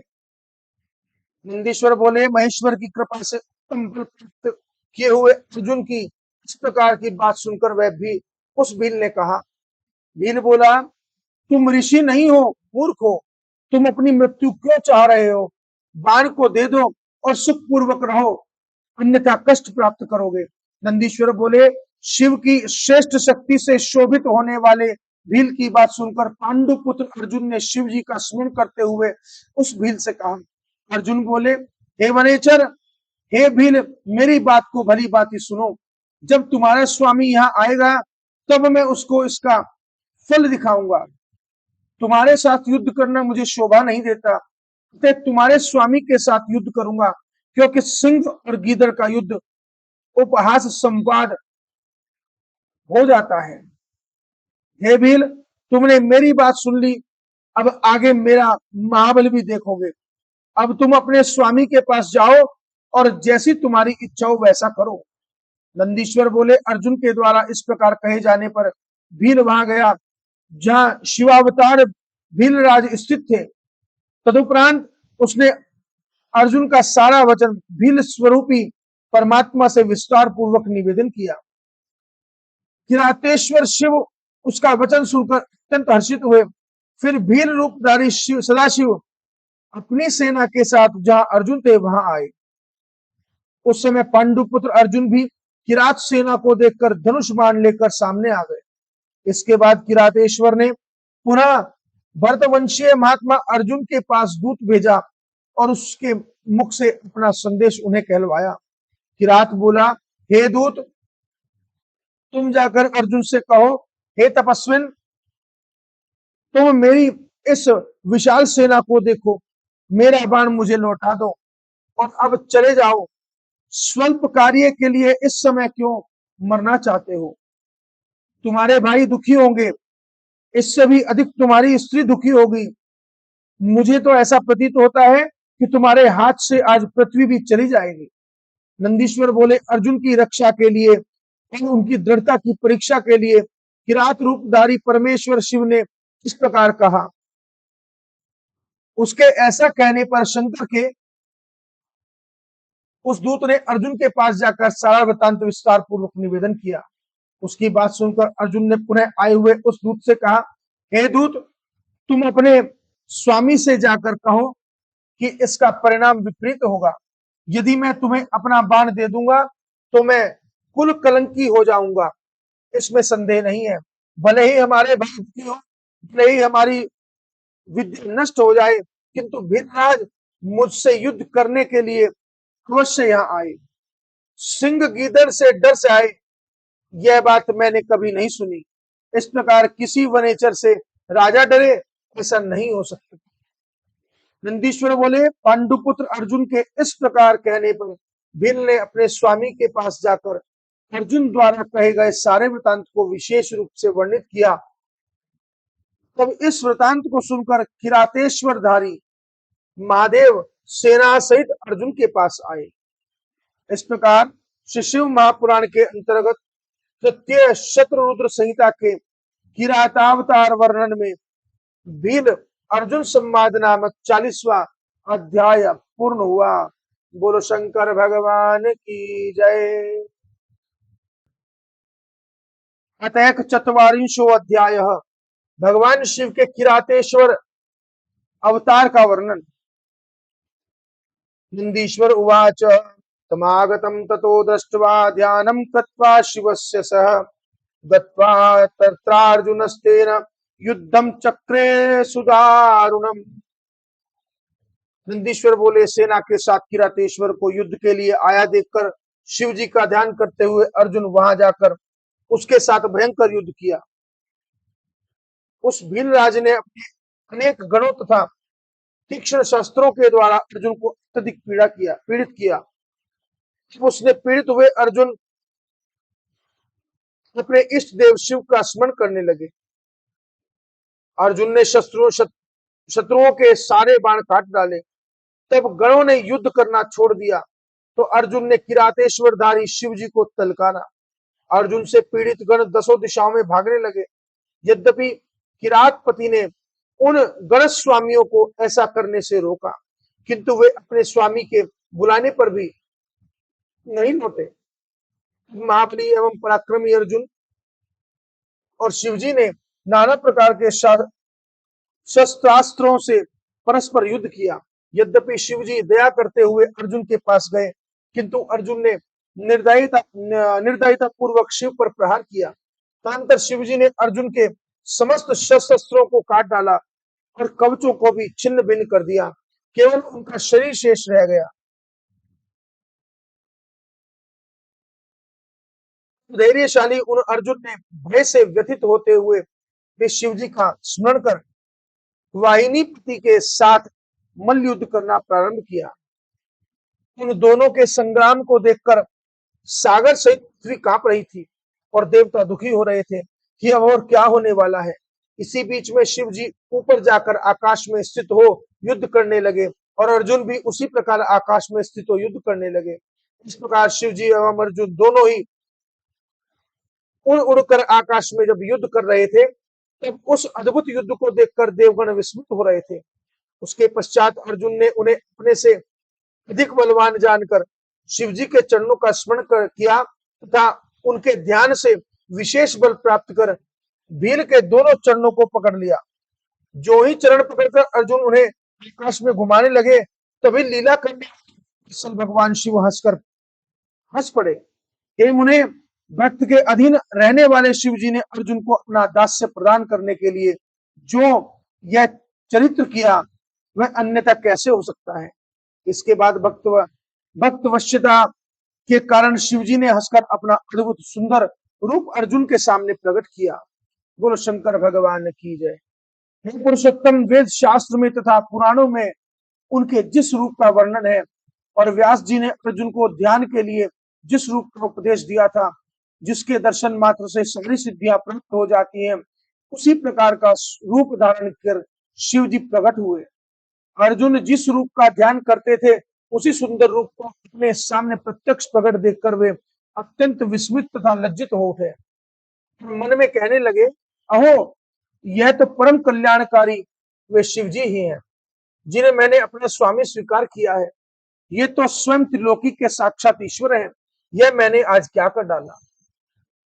निश्चय ही भगवान शिव की माया बड़ी बलवती है, जो बड़े बड़े माया विदों को मोह लेती है। इन्होंने अपना रूप छिपाकर मेरे साथ इस प्रकार का छल क्यों किया। निश्चय ही मैं इनके द्वारा चला गया हूं। इस प्रकार अपने मन में विचार कर अर्जुन ने हाथ जोड़कर सिर झुकाकर और खिन्न मन से भक्ति पूर्वक प्रणाम किया और उनसे कहा। अर्जुन बोले, हे देव देव, हे महादेव, हे करुणाकर, हे शंकर, हे सर्वेश, मैं आपका अपराधी हूं, मुझे क्षमा कीजिए। हे प्रभु, इस समय आपने यह क्या किया जो अपना रूप छिपाकर मुझसे छल किया। हे प्रभु, आप जैसे स्वामी से युद्ध करते हुए मुझे लज्जा नहीं आई, मुझको धिक्कार है। नंदीश्वर बोले, हे सनत कुमार, इस प्रकार पांडु पुत्र अर्जुन पश्चाताप करने लगे और तत्काल महाप्रभु शिवजी के चरणों में शीघ्र गिर पड़े। तदंतर भक्त वत्सल महेश्वर ने प्रसन्न होकर अर्जुन को अनेक प्रकार से आश्वासन दिया और उनसे कहा। शिवजी बोले, हे पार्थ, तुम खेद मत करो, तुम मेरे प्रिय भक्त हो। मैंने यह सारी लीला तुम्हारी परीक्षा के लिए की थी, तुम शोक का परित्याग कर दो। नंदीश्वर बोले, इस प्रकार कहकर प्रभु सदाशिव ने स्वयं अपने हाथों से अर्जुन को उठाया और स्वामी शिव के जैसे गुण वाले गुणों द्वारा उन अर्जुन की लज्जा दूर कराई। उसके अनंतर भक्तवत्सल भगवान शिव वीरों में माननीय पांडुपुत्र अर्जुन को प्रीति से पूर्णतः हर्षित करते हुए कहने लगे। शिव जी बोले, हे पांडव श्रेष्ठ, हे प्रथापुत्र अर्जुन, मैं प्रसन्न हूं, तुम वर मांगो। मैंने तुम्हारे द्वारा आज किए गए प्रहारों एवं संतारणों को अपनी पूजा मान ली है। आज यह सब मैंने अपनी इच्छा से किया है, इसमें तुम्हारा कोई अपराध नहीं है। मुझे तुम्हारे लिए इस समय कुछ भी दे नहीं है, तुम जो चाहते हो उसे मांग लो। मैंने शत्रुओं में तुम्हारा यश तथा राज्य प्रतिष्ठित करने के लिए ही यह कल्याणकर कृत्य किया है। तुम इस घटना के लिए दुख न मानो और अपनी सारी विकलता का त्याग करो। नंदीश्वर बोले, प्रभु शंकर जी के द्वारा इस प्रकार कहे जाने पर अर्जुन सावधान होकर भक्ति पूर्वक शिव जी से कहने लगे। अर्जुन बोले, प्रभु प्रिय है कि इच्छा का वर्णन मैं किस प्रकार कर सकता हूँ। हे सदाशिव, आप कृपालु है, से भक्तों पर दया करते हैं। नंदीश्वर बोले, इस प्रकार पांडुपुत्र अर्जुन महाप्रभु सदाशिव की वेद सम्मत का सदभक्ति की स्तुति करने लगे। अर्जुन बोले, हे देवादिदेव, आपको नमस्कार है। कैलाशवासी आपको नमस्कार है। सदाशिव आपको नमस्कार है। पांच मुख वाले आपको नमस्कार है। नमस्ते देव देवाय नमः कैलासवासिने सदाशिव नमस्तुभ्यं पंचवक्त्राय ते नमः कपर्दिने नमस्तुभ्यं त्रिनेत्राय नमोस्तुते नमः प्रसन्न रूपाय सहस्त्रवदनाय च। जटाजूटधारी आपको नमस्कार है, त्रिनेत्र आपको नमस्कार है, प्रसन्न रूप वाले आपको नमस्कार है, सहस्त्र मुख आपको नमस्कार है। हे नीलकंठ आपको नमस्कार है, सद्दो जात रूप आपके लिए नमस्कार है। हे वृषभ ध्वज आपको नमस्कार है, वाम भाग में पार्वती को धारण करने वाले आपको नमस्कार है। 10 भुजाओं वाले आपको नमस्कार है, परमात्मा आपको नमस्कार है। हाथ में डमरू तथा कपाल लेने वाले आपको नमस्कार है। मुंड मालाधारी आपको नमस्कार है। शुद्ध स्फटिक तथा शुद्ध कर्पूर के समान उज्जवल गौर वर्ण वाले आपको नमस्कार है। पिनाक नामक धनुष एवं शेष त्रिशूल धारण करने वाले आपको नमस्कार है। व्याघ्र चर्म का वीर चर्म का वस्त्र धारण करने वाले आपको नमस्कार है। सर्प से अवेष्टित अंगों वाले तथा सिर पर गंगा को धारण करने वाले आपको नमस्कार है। सुंदर पैर वाले आपको नमस्कार है। करुणा चरणों वाले आपको नमस्कार है। नंदी आदि प्रमुख गणों से सेवित आपको नमस्कार है। गणेश रूप आपको नमस्कार है। कार्तिकेय के अनुगामी आपको नमस्कार है। भक्तों को भक्ति देने वाले तथा मुमुक्षुओं को मुक्ति देने वाले आपको नमस्कार है। आपको नमस्कार है। सगुण रूपधारी आपको नमस्कार है। रूप स्वरूप सकल एवं अकल आपको नमस्कार है। किरात रूप धारण करने वाले वीरों से प्रीति पूर्वक युद्ध करने वाले एवं नट की भांति अनेक प्रकार की लीला दिखाने वाले आपको नमस्कार है। इस त्रिलोकी में जो भी रूप दिखाई देता है वह आपका ही तेज कहा गया है। आप ज्ञान स्वरूप है और शरीर भेद से रमण करते हैं। हे प्रभु, जिस प्रकार संसार में पृथ्वी के रजकण, आकाश के तारे तथा वृष्टि की बूंदे असंख्य है, उसी प्रकार आपके गुण भी असंख्य है। बोलो शंकर भगवान की जय। अर्जुन कहते हैं, हे नाथ, आपके गुणों की गणना करने में तो वेद भी असमर्थ है। मैं तो मंद बुद्धि हूं, आपके गुणों का वर्णन कैसे कर सकता हूं। हे महेश्वर, आप जो है सो है, आपको नमस्कार है। हे महेशान, मैं आपका सेवक हूं, आप मेरे स्वामी हैं, तय मुझ पर कृपा कीजिए। नंदीश्वर बोले, अर्जुन के द्वारा की गई स्तुतियों को सुनकर प्रसन्न हुए भगवान सदाशिव ने हंसकर अर्जुन से फिर कहा। शिव जी बोले, हे पुत्र, बारंबार कहने से क्या प्रयोजन है। मेरी बात सुनो, तुम शीघ्र ही मुझसे वर मांगो, मैं तुम्हें वह सब दूंगा।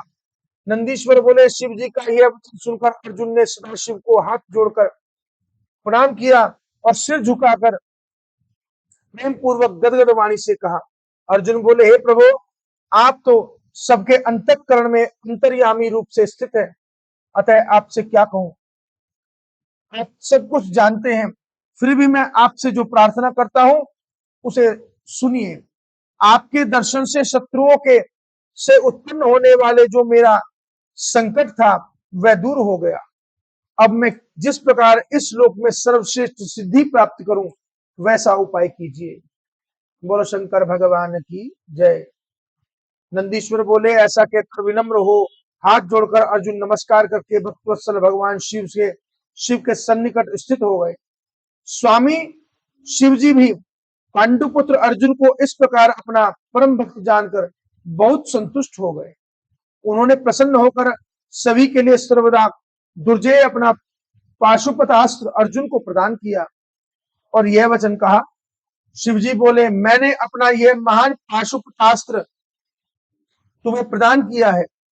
हे अर्जुन, तुम इससे दुर्जय हो जाओगे। तुम इस अस्त्र की सहायता से शत्रुओं पर विजय प्राप्त करो। मैं स्वयं श्री कृष्ण से कहूंगा कि वे तुम्हारी सहायता करें। वे मेरे भक्त तथा मेरी आत्मा है और कार्य करने में सर्वथा समर्थ है। हे भारत, अब तुम मेरे प्रभाव से निष्कंटक राज्य करो और अपने भ्राता युधिष्ठिर से सर्वदा नाना प्रकार का धर्म आचरण कराते रहो। नंदीश्वर बोले, ऐसा कहकर उन शिव ने अर्जुन के सिर पर अपना हाथ रखा और उनसे पूजित होकर वे तत्काल अंतर्धान हो गए। और प्रसन्न मन वाले अर्जुन भी प्रभु से श्रेष्ठ पाशुपतास्त्र प्राप्त कर भक्ति पूर्वक गुरुवर शिवजी का स्मरण करते हुए अपने आश्रम को चले गए। बोले शंकर भगवान की जय। जिस प्रकार शरीर में पुनः प्राण आ जाता है, उसी प्रकार अर्जुन को आया देख युधिष्ठिर आदि सभी भाई प्रसन्न हो गए और पतिव्रता द्रौपदी को भी अर्जुन के दर्शन से सुख की प्राप्ति हुई। सभी पांडव परमात्मा शिव जी को प्रसन्न जानकर आनंदित हो गए तथा अर्जुन से सारे समाचार सुनकर भी उस वृतांत श्रवण से तृप्त नहीं हुए। उस समय उन महात्मा पांडवों के आश्रम में उनका मंगल प्रदर्शित करने के लिए चंदन युक्त फूलों की वर्षा होने लगी। उन लोगों ने भगवान शंकर को धन्य धन्य कहते हुए आनंद के साथ नमस्कार किया और अपने वनवास की अवधि को समाप्त जानकर यह समझ लिया कि अब अवश्य ही हम लोगों की विजय होगी। इसी समय अर्जुन को आश्रम पर श्री कृष्ण उनसे मिलने के लिए आए और सारा वृतांत जानकर हर्षित हुए। कहने लगे, इसलिए तो मैंने कहा था कि शंकर सभी दुखों को नष्ट करने वाले हैं। मैं उनकी सेवा नित्य करता हूँ, आप लोग भी नित्य उनकी सेवा करें। हे सनत कुमार, इस प्रकार मैंने किरातेश्वर नामक शिवावतार का वर्णन आपसे किया। उसको सुनकर अथवा सुनाकर भी मनुष्य अपने समस्त मनोरथों को प्राप्त कर लेता है। इस प्रकार श्री शिव महापुराण के अंतर्गत तृतीय शत्र रुद्र संहिता में किरातेश्वर अवतार वर्णन नामक 41वां अध्याय पूर्ण हुआ। बोलो शंकर भगवान की जय।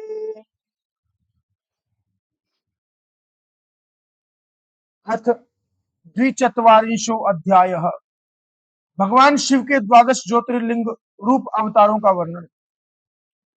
नंदीश्वर उवाच अवतारान् शृणु विभोर 12 प्रीतान् परान् ज्योतिर्लिंग स्वरूपान् वै नानोतिकारकान् मुने। नंदीश्वर जी बोले, हे सनत कुमार,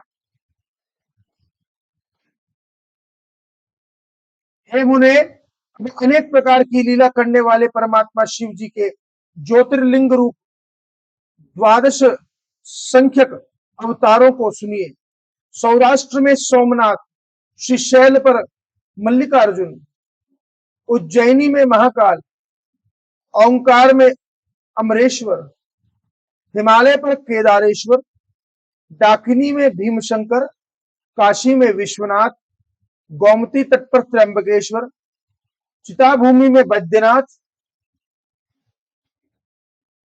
दारुकावन में नागेश्वर, सेतुबंध में रामेश्वर एवं शिवालय में घुष्मेश्वर, ये 12 शिव जी के ज्योतिर्लिंग स्वरूप अवतार हैं। हे मुने, ये परमात्मा शिव के 12 ज्योतिर्लिंग अवतार दर्शन स्पर्श से पुरुषों को कल्याण करने वाले हैं। इन 12 ज्योतिर्लिंगों में प्रथम सोमनाथ नामक ज्योतिर्लिंग चंद्रमा के दुख का नाश करने वाला है। उसके पूजन से क्षय और कुष्ठ आदि रोगों का विनाश होता है। यह सोमेश नामक शिवावतार सुंदर सौराष्ट्र देश में लिंग रूप में स्थित है। पूर्व काल में चंद्रमा ने इसकी पूजा की थी। वहीं पर चंद्रकुंड है जो समस्त पापों का नाश करने वाला है। बुद्धिमान पुरुष वहां स्नान करने मात्र से सभी प्रकार के रोगों से छुटकारा पा जाता है। शिव जी के परमात्म स्वरूप महालिंग सोमेश्वर का दर्शन करने से मनुष्य पापों से मुक्त हो जाता है और भोग तथा मोक्ष प्राप्त करता है। हे तात, शिव का मल्लिकार्जुन नामक दूसरा अवतार श्रीशैल पर हुआ था, जो भक्तों को मनोवांछित फल प्रदान करता है। हे मुने, वे भगवान शिव कैलाश पर्वत से पुत्र कार्तिकेय को देखने के लिए अत्यंत प्रीतिपूर्वक श्रीशैल पर गए और वहां लिंग रूप में भक्तों के द्वारा संस्तुत हुए हैं। हे मुने, उस द्वितीय ज्योतिर्लिंग की पूजा करने से महान सुख की प्राप्ति होती है और अंत समय में वह निस्संदेह मुक्ति प्रदान करता है। हे तात, शिव जी का तीसरा महाकाल नामक अवतार उज्जैनी में अपने भक्तों की रक्षा के लिए हुआ। पूर्व काल में रत्नमाला नामक स्थान पर निवास करने वाला वेदोक्त धर्म का विध्वंसक सर्वनाशक ब्राह्मण द्वेषी दूषण नामक असुर उज्जैनी गया। तब वेद नामक ब्राह्मण के पुत्र ने शिव जी का ध्यान किया। तब प्रकट हुए उन शिव जी ने उस असुर को हुंकार मात्र से उसी समय भस्म कर दिया था। इस प्रकार उस दैत्य को मारकर देवगणों से प्रार्थित होकर अपने भक्त जनों को की रक्षा के लिए वे महाकाल नामक ज्योतिर्लिंग स्वरूप से वहीं उज्जैनी में प्रतिष्ठित हुए। इस महाकाल नामक ज्योतिर्लिंग के दर्शन तथा यत्न पूर्वक पूजन से सभी कामनाएं सिद्ध हो जाती हैं और अंत में उत्तम गति की प्राप्ति होती है। परमात्मा शिव के द्वारा धारण किए गए परमेश्वरीय संपन्न चौथा अवतार ओंकारेश्वर नाम से प्रसिद्ध है, जो भक्तों को इच्छित फल देने वाला है। विंध्य के द्वारा भक्ति भाव से विधि पूर्वक पार्थिव लिंग स्थापित किया गया, जिससे विंध्य की कामनाओं को पूर्ण करने वाले वे महादेव आविर्भूत हुए। देवगणों के द्वारा प्रार्थना किए जाने पर शिव जी वहां दो रूपों में स्थित हो गए। हे मुनीश्वर, लिंग रूप से स्थित हुए वे भक्तों पर कृपा करने वाले और भोग तथा मोक्ष देने वाले हैं। हे मुनीश्वर, प्रणव के ओंकार नाम से स्थित शिव ओंकारेश्वर नाम से प्रसिद्ध है और पार्थिव लिंग परमेश्वर नाम से प्रसिद्ध है। हे महामुने, इनके दर्शन तथा पूजन करने से भक्तों को अभिष्ट फल की प्राप्ति होती है। इस प्रकार मैंने आपसे चतुर्थ स्थानीय ओंकारेश्वर तथा परमेश्वर ज्योतिर्लिंगों का वर्णन किया है। परम शिव का पांचवा अवतार केदारेश्वर नाम वाला है। यह ज्योतिर्लिंग रूप से केदार क्षेत्र में स्थित है। हे मुने, विष्णु के जो नर नारायण नामक अवतार हैं, उनके द्वारा तथा वहां के निवासियों द्वारा प्रार्थना किए जाने पर वे शिव हिमालय के केदार नामक स्थान पर स्थित हुए हैं। उन दोनों ने ही इन केदारेश्वर नामक ज्योतिर्लिंग की पूजा की थी। ये केदारेश्वर नामक शिव दर्शन तथा अर्चन से भक्तों के मनोरथों को पूर्ण करने वाले हैं। हे तात, शिव जी का यह केदार संज्ञक अवतार सर्वेश्वर होने पर भी इस केदार खंड का विशेष रूप से स्वामी है, जो भक्तों की सभी मनोकामनाओं को पूर्ण करने वाला है। शिव जी का छठा ज्योतिर्लिंग अवतार भीम शंकर नाम से प्रसिद्ध है। यह अवतार महान लीला करने वाला है और भीम नामक असुर का विनाश करने वाला है। इन्हीं भीमाशंकर के ने भक्तों को दुख देने वाले भीम नामक अद्भुत दैत्य को मारकर कामरूप देश के सुदक्षिण नामक भक्त राजा की रक्षा की थी। इसलिए वे राजा द्वारा प्रार्थना किए जाने पर भी भीमशंकर नामक ज्योतिर्लिंग के रूप में उस डाकनी नामक स्थान में स्वयं प्रतिष्ठित हुए। हे मुने, शिव जी का सातवां विश्वेश्वर नामक अवतार काशी में हुआ, जो समस्त ब्रह्मांड का स्वरूप कहा जाता है एवं भोग तथा मोक्ष को देने वाला है। विष्णु आदि समस्त देवताओं ने इस विश्वेश्वर ज्योतिर्लिंग का पूजन किया है और कैलाशपति भैरव तो इनकी नित्य ही पूजा करते हैं। स्वयं सिद्ध स्वरूप ये प्रभु अपनी काशीपुरी में ज्योतिर्लिंग स्वरूप से विराजमान है तथा मुमुक्षुओं को वहां पर मुक्ति प्रदान कर रहे हैं। जो लोग भक्ति पूर्वक काशी तथा विश्वेश्वर के नाम का निरंतर जप करते हैं, वे कर्मों से सर्वदा निर्लिप्त रहकर कैवल्य पद के भागी होते हैं। शिव जी का त्र्यंबक नामक आठवां अवतार महर्षि गौतम के द्वारा प्रार्थना किए जाने पर गौतमी के तट पर हुआ और महर्षि गौतम द्वारा प्रार्थना किए जाने पर वहीं पर उनकी प्रसन्नता के लिए शिव जी ज्योतिर्लिंग स्वरूप में अचल होकर प्रेम पूर्वक प्रतिष्ठित हो गए। उन महेश्वर के दर्शन, स्पर्श एवं अर्चन से सभी कामनाएं पूर्ण होती हैं और अंत में मुक्ति हो जाती है। यह आश्चर्यकारी है।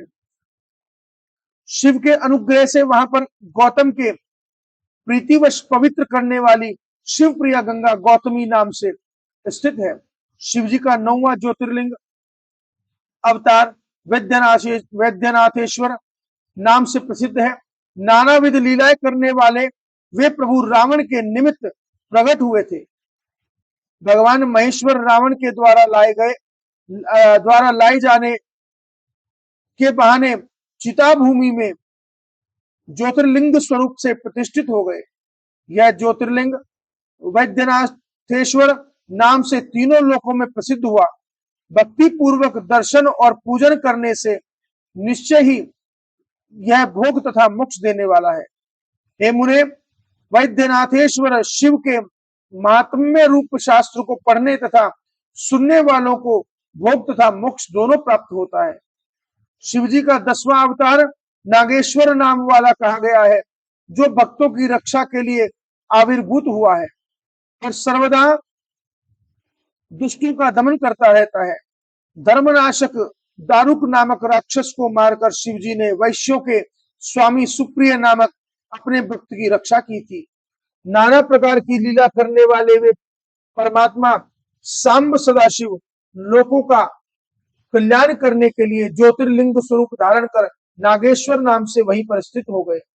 हे मुने, उस नागेश्वर नामक शिवलिंग का दर्शन पूजन करने से महापातक को के समूह शीघ्र ही नष्ट हो जाते हैं।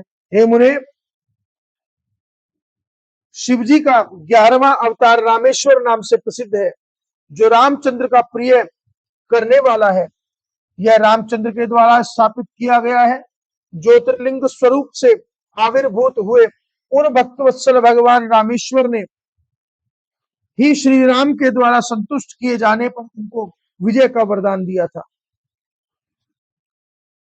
हे मुने, रामचंद्र जी द्वारा बहुत प्रार्थना करने पर उनके द्वारा सेवित हुए शिव जी ज्योतिर्लिंग स्वरूप सेतु बंध में स्थित हो गए। रामेश्वर की महिमा इस पृथ्वी तल में अद्भुत तथा अतुलनीय हुई है। ये भोग तथा मोक्ष को देने वाले तथा भक्तों के मनोरथों को पूर्ण करने वाले हैं। जो मनुष्य रामेश्वर को उत्तम भक्ति पूर्वक गंगा जल से स्नान कराता है, वह जीवन मुक्त हो जाता है। वह इस लोक में देवताओं के लिए भी दुर्लभ सभी प्रकार के सुखों को उपभोग कर अंत में उत्तम ज्ञान प्राप्त कर केवल्य मोक्ष प्राप्त करता है। बोलो शंकर भगवान की जय। शिव जी का 12वां अवतार घुश्मेश्वर नाम से प्रसिद्ध है, जो भक्तों पर कृपा करने वाला, अनेक विध लीला करने वाला तथा घुष्मा को आनंद देने वाला है। हे मुने, दक्षिण दिशा में देवशैल के समीप स्थित सरोवर में घुष्मा का कल्याण करने वाले प्रभु शिव प्रकट हुए थे। हे मुने, इन्हीं भक्तवत्सल शिव ने सुदेहा द्वारा मारे गए घुष्मा के पुत्र की उसकी भक्ति से प्रसन्न हो रक्षा की थी और घुष्मा के द्वारा प्रार्थना किए जाने पर संपूर्ण कामनाओं को देने वाले ये प्रभु घुश्मेश्वर नाम से उस सरोवर में ज्योतिर्लिंग रूप में स्थित हो गए।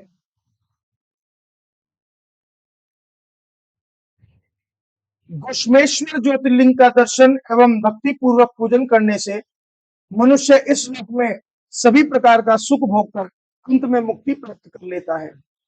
हे सनत कुमार, इस प्रकार मैंने भोग तथा मोक्ष देने वाले इन दिव्य 12 ज्योतिर्लिंगों का वर्णन आपसे कर दिया। जो मनुष्य ज्योतिर्लिंगों की इस कथा को पढ़ता अथवा सुनता है, वह समस्त पापों से छूट जाता है और भोग तथा मोक्ष को प्रदान कर लेता है। मैंने शिव जी के 100 अवतारों की उत्तम कीर्ति से पूर्ण तथा सभी मनोरथों को पूर्ण करने वाली इस शत्रुरुद्र नामक संहिता का वर्णन कर दिया।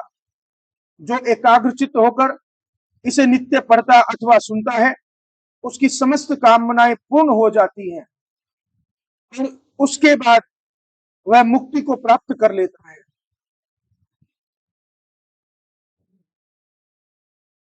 बोलो शंकर भगवान की जय। इस प्रकार श्री शिव महापुराण के अंतर्गत तृतीय रुद्र संहिता के सनत कुमार नंदीश्वर संवाद में द्वादश ज्योतिर्लिंग अवतार वर्णन नामक 42वां अध्याय पूर्ण हुआ। बोलो शंकर भगवान की जय। शिव शिव शिव। समाप्तेयं तत्या शतरुद्र संहिता। बोलो शंकर भगवान की जय। ओम श्री सांब शिवाय नमः। ओम श्री गणेशाय नमः।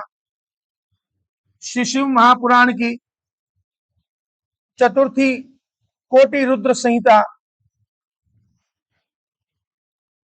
में हम प्रवेश कर रहे हैं।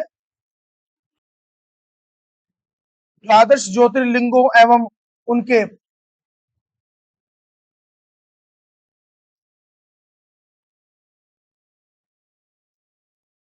उपलिंगों के महात्म का वर्णन।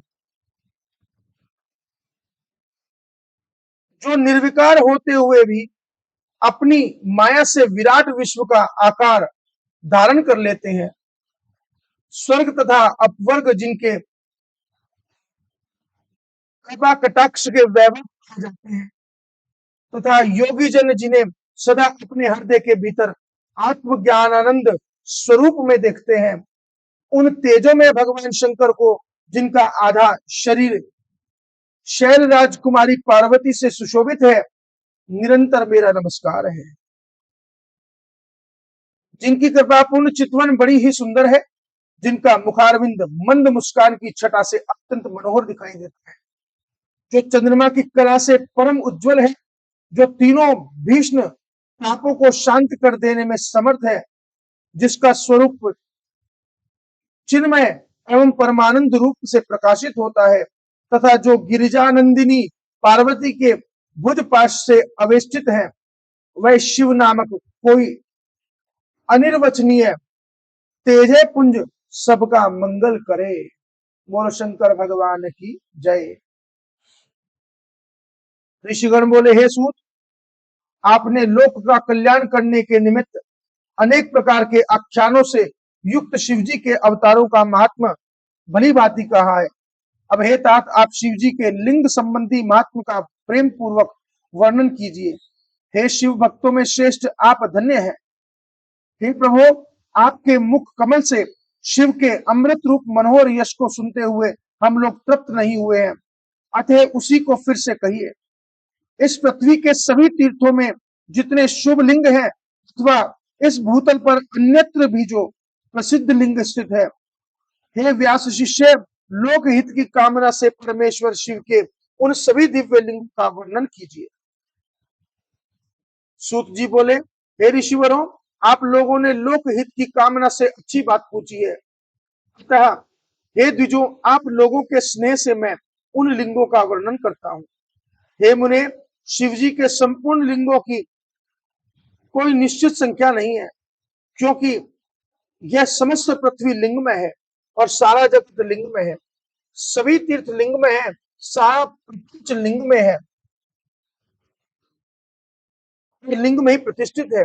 यद्यपि उनकी कोई संख्या नहीं है, फिर भी मैं कुछ लिंगों का वर्णन कर रहा हूं। इस जगत में जो कुछ भी दृश्य देखा जाता है, कहा जाता है और मन से स्मरण किया जाता है, वह सब शिव स्वरूप ही है।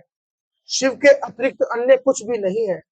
फिर भी ये श्रेष्ठ ऋषिगण, इस पृथ्वी पर जितने भी दिव्य लिंग हैं, जैसा कि मुझे ज्ञात है, उनको मैं बता रहा हूं, आप लोग प्रेम पूर्वक सुनिए। पाताल में, स्वर्ग में एवं पृथ्वी पर सभी जगह शिवलिंग है, क्योंकि देवता, असुर एवं मनुष्य ये सभी शिव जी का पूजन करते हैं। हे महर्षियों, शिवजी ने लोकों के कल्याणार्थ ही लिंग रूप से देव, मनुष्य तथा दैत्यों के सहित इस समस्त त्रिलोकी को व्याप्त कर रखा है। हे महेश्वर, वे महेश्वर लोकों के हित के लिए तीर्थ तीर्थ में तथा अन्य स्थलों में भी विविध लिंगों को धारण करते हैं। जिस जिस स्थान में जब जब शिवजी के भक्तों ने भक्ति पूर्वक उनका स्मरण किया है, उस समय उन स्थानों में जनों का कार्य करके वे वहां स्थित हो गए हैं। उन्होंने लोकोपकारार्थ अपने लिंग को प्रकट किया। उस लिंग को पूजन करके मनुष्य सिद्धि को प्राप्त होता है। हे द्विज, पृथ्वी पर जितने लिंग हैं उनकी कोई गणना नहीं की है, फिर भी मैं प्रधान लिंग को कहता हूँ।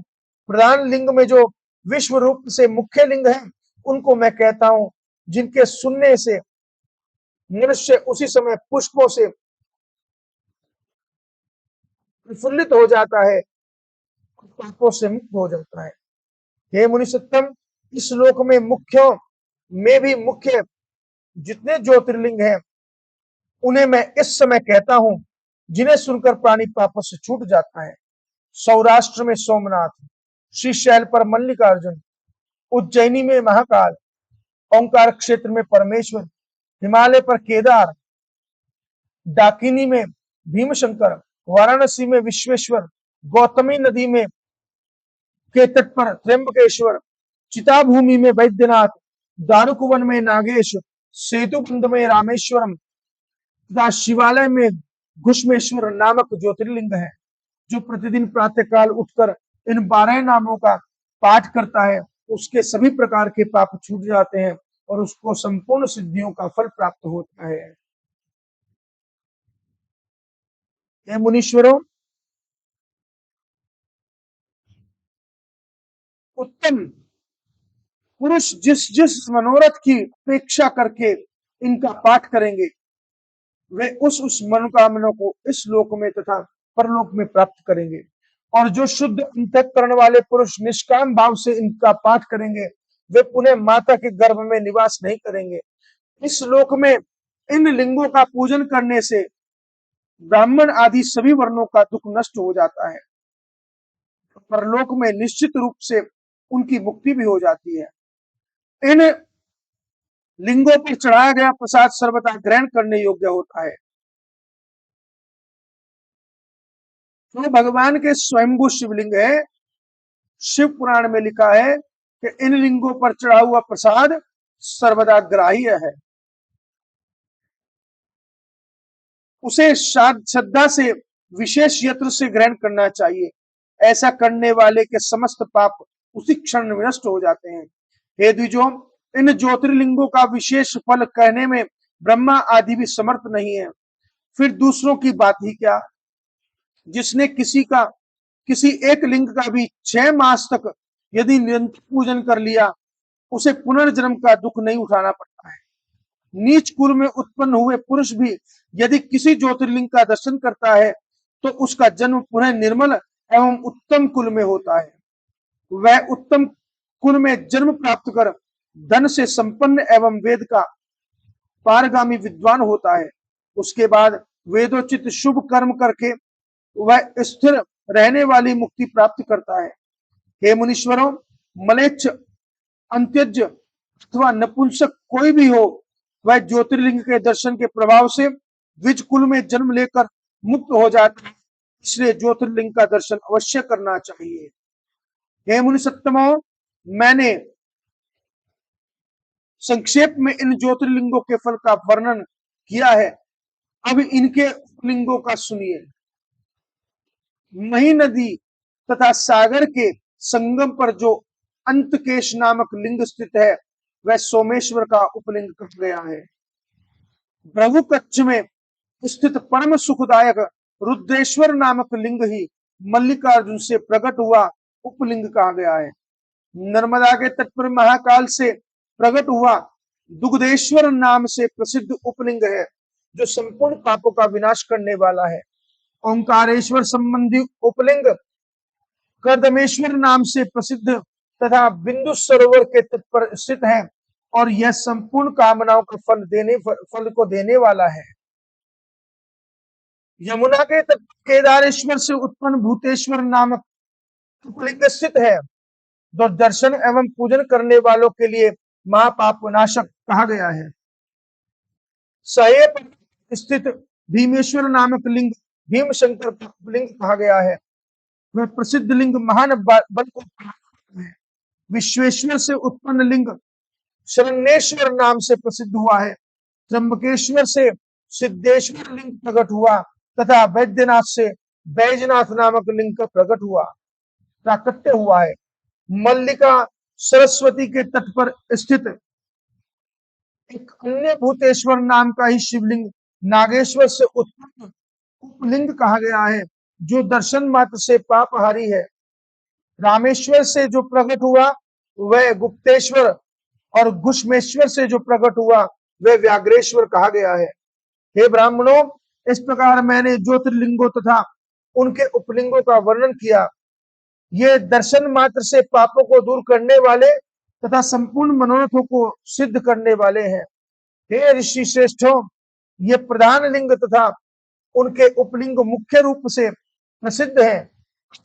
प्रसिद्ध लिंगों को भी ध्यान से सुनिए। बोलो शंकर भगवान की जय। इस प्रकार शिशु महापुराण के अंतर्गत चतुर्थ कोटि रुद्र संहिता में ज्योतिर्लिंग और उनके उपलिंगों का महात्म्य वर्णन नामक पहला अध्याय पूर्ण हुआ। बोलो शंकर भगवान की जय। द्वितीयोध्याय काशी स्थित तथा पूर्व दिशा में प्रकटित विशेष एवं सामान्य लिंगों का वर्णन। सूत जी बोले, गंगा के तट पर परम सिद्ध काशी नगरी है जो सबको मुक्ति प्रदान करने वाली है। उसमें लिंगमयी उसे लिंगमय ही जानना चाहिए। वह सदाशिव की निवास स्थली मानी गई है। वहीं पर अविमुक्त नाम का मुख्य लिंग कहा गया है। उसी के समान कृत्तिवासेश्वर लिंग एवं वृद्धकाल लिंग काशी में है। काशी में तिलभांडेश्वर तथा दशाश्वमेघ लिंग है। गंगा सागर के संगम पर संगमेश्वर नामक लिंग कहा गया है, जिन्हें भूतेश्वर कहा गया है और जो नारीश्वर नाम से विख्यात है। ये कौशिकी नदी के तट पर विराजमान है और जो भक्तों को सभी फल प्रदान करने वाले हैं। गंडकी नदी के तट पर बटुकेश्वर नामक लिंग है। फल्गु नदी के तट पर सुखदायी परमेश्वर नामक लिंग है। उत्तर नामक नगर में सिद्धनाथेश्वर तथा दूरेश्वर नामक लिंग है, जो दर्शन मात्र से मनुष्यों को सिद्धि प्रदान करने वाले हैं। शंगेश्वर तथा वैद्यनाथेश्वर नामक लिंग भी वैसे ही है। दधीची की संग्राम भूमि में जप्पेश्वर नामक प्रसिद्ध लिंग है। इसी प्रकार गोपेश्वर, रंगेश्वर, वामेश्वर, नागेश्वर, कामेश्वर तथा विमलेश्वर नामक लिंग कहे गए हैं। व्यासेश्वर, सुकेश्वर, भांडेश्वर, हुंकारेश्वर, सुरोचनेश्वर, भूतेश्वर, संगमेश्वर नामक लिंग कहे गए हैं, जो महापातक का नाश करने वाले हैं। का नदी के तट पर कुमारेश्वर, सिद्धेश्वर तथा सेनेश्वर नामक प्रसिद्ध लिंग कहे गए हैं। पूर्णा नदी के तट पर रामेश्वर, कुंभेश्वर, नंदीश्वर, पुंजेश्वर तथा पूर्णकेश्वर लिंग कहे गए हैं। पूर्व में समय में ब्रह्मा के द्वारा प्रयाग के दशाश्वमेध तीर्थ में स्थापित किया गया ब्रह्मेश्वर नामक लिंग धर्म, अर्थ, काम तथा मोक्ष को देने वाला है। वहीं पर सभी विपत्तियों को दूर करने वाला सोमेश्वर नामक लिंग तथा ब्रह्म तेज की वृद्धि करने वाला भारद्वाजेश्वर नामक लिंग है। वहीं पर कामनाओं को देने वाला साक्षात शूल कंठेश्वर लिंग तथा भक्तों की रक्षा करने वाला माधवेश्वर लिंग बताया गया है। हे द्विजों, साकेत अयोध्यापुरी में नागेश नाम का प्रसिद्ध लिंग है, जो विशेष रूप से सूर्य वंश में उत्पन्न हुए लोगों को सुख देने वाला है। पुरुषोत्तम जगन्नाथ पुरी में उत्तम सिद्ध प्रदान करने वाला भुवनेश्वर लिंग है। लोकेश्वर नामक महालिंग सभी प्रकार के आनंद को देने वाला है। कामेश्वर तथा गंगेश शिवलिंग परम शुद्धि प्रदान करने वाले हैं। इसी प्रकार लोकहित करने वाला तथा शुक्र को सिद्धि प्रदान करने वाला शुक्रेश्वर लिंग कहा गया है। वटेश्वर नामक लिंग सभी कामनाओं का फल प्रदान करने वाला कहा गया है। सिंधु तट पर स्थित कपालेश्वर एवं गुप्तेश्वर सभी पापों को दूर करने वाला है। दौत पापेश्वर, भीमेश्वर तथा सूर्येश्वर नामक लिंग साक्षात शिव के अंश कहे गए हैं। पूजित नंदीश्वर लिंग को ज्ञान प्रद जानना चाहिए। नागेश्वर तथा रामेश्वर महापुण्य के प्रदाता कहे गए हैं। विमलेश्वर, कंटेश्वर तथा धूर्तकेश्वर नामक लिंग पूर्व सागर के संगम पर स्थित है। चंदेश्वर को चंद्रमा के समान कांति रूप फल को देने वाला जानना चाहिए। सिद्धेश्वर नामक लिंग संपूर्ण कामनाओं को सिद्ध करने वाला कहा गया है। जहां पर शिवजी ने पूर्व काल में अंधक दैत्य का वध किया था, वहीं पर विल्वेश्वर तथा अंधकेश्वर लिंग भी प्रसिद्ध है। अंधक का वध करने के उपरांत ये शिवजी अपने अंश के स्वरूप धारण कर पुनः वहीं स्थित हो गए। सर्वदा लोक को सुख देने वाला शरणेश्वर लिंग तो प्रसिद्ध ही है। कर्मेश्वर को श्रेष्ठ लिंग कहा गया है। कर्दमेश्वर को श्रेष्ठ लिंग कहा गया है। कोटीश अर्बुदाचल पर स्थित है। प्रसिद्ध अचलेश नामक लिंग लोगों को सदा सुख देने वाला है। कौशिकी नदी के तट पर नागेश्वर लिंग नित्य विराजमान है। अनंतेश्वर नामक लिंग कल्याण तथा मंगल करने वाला है।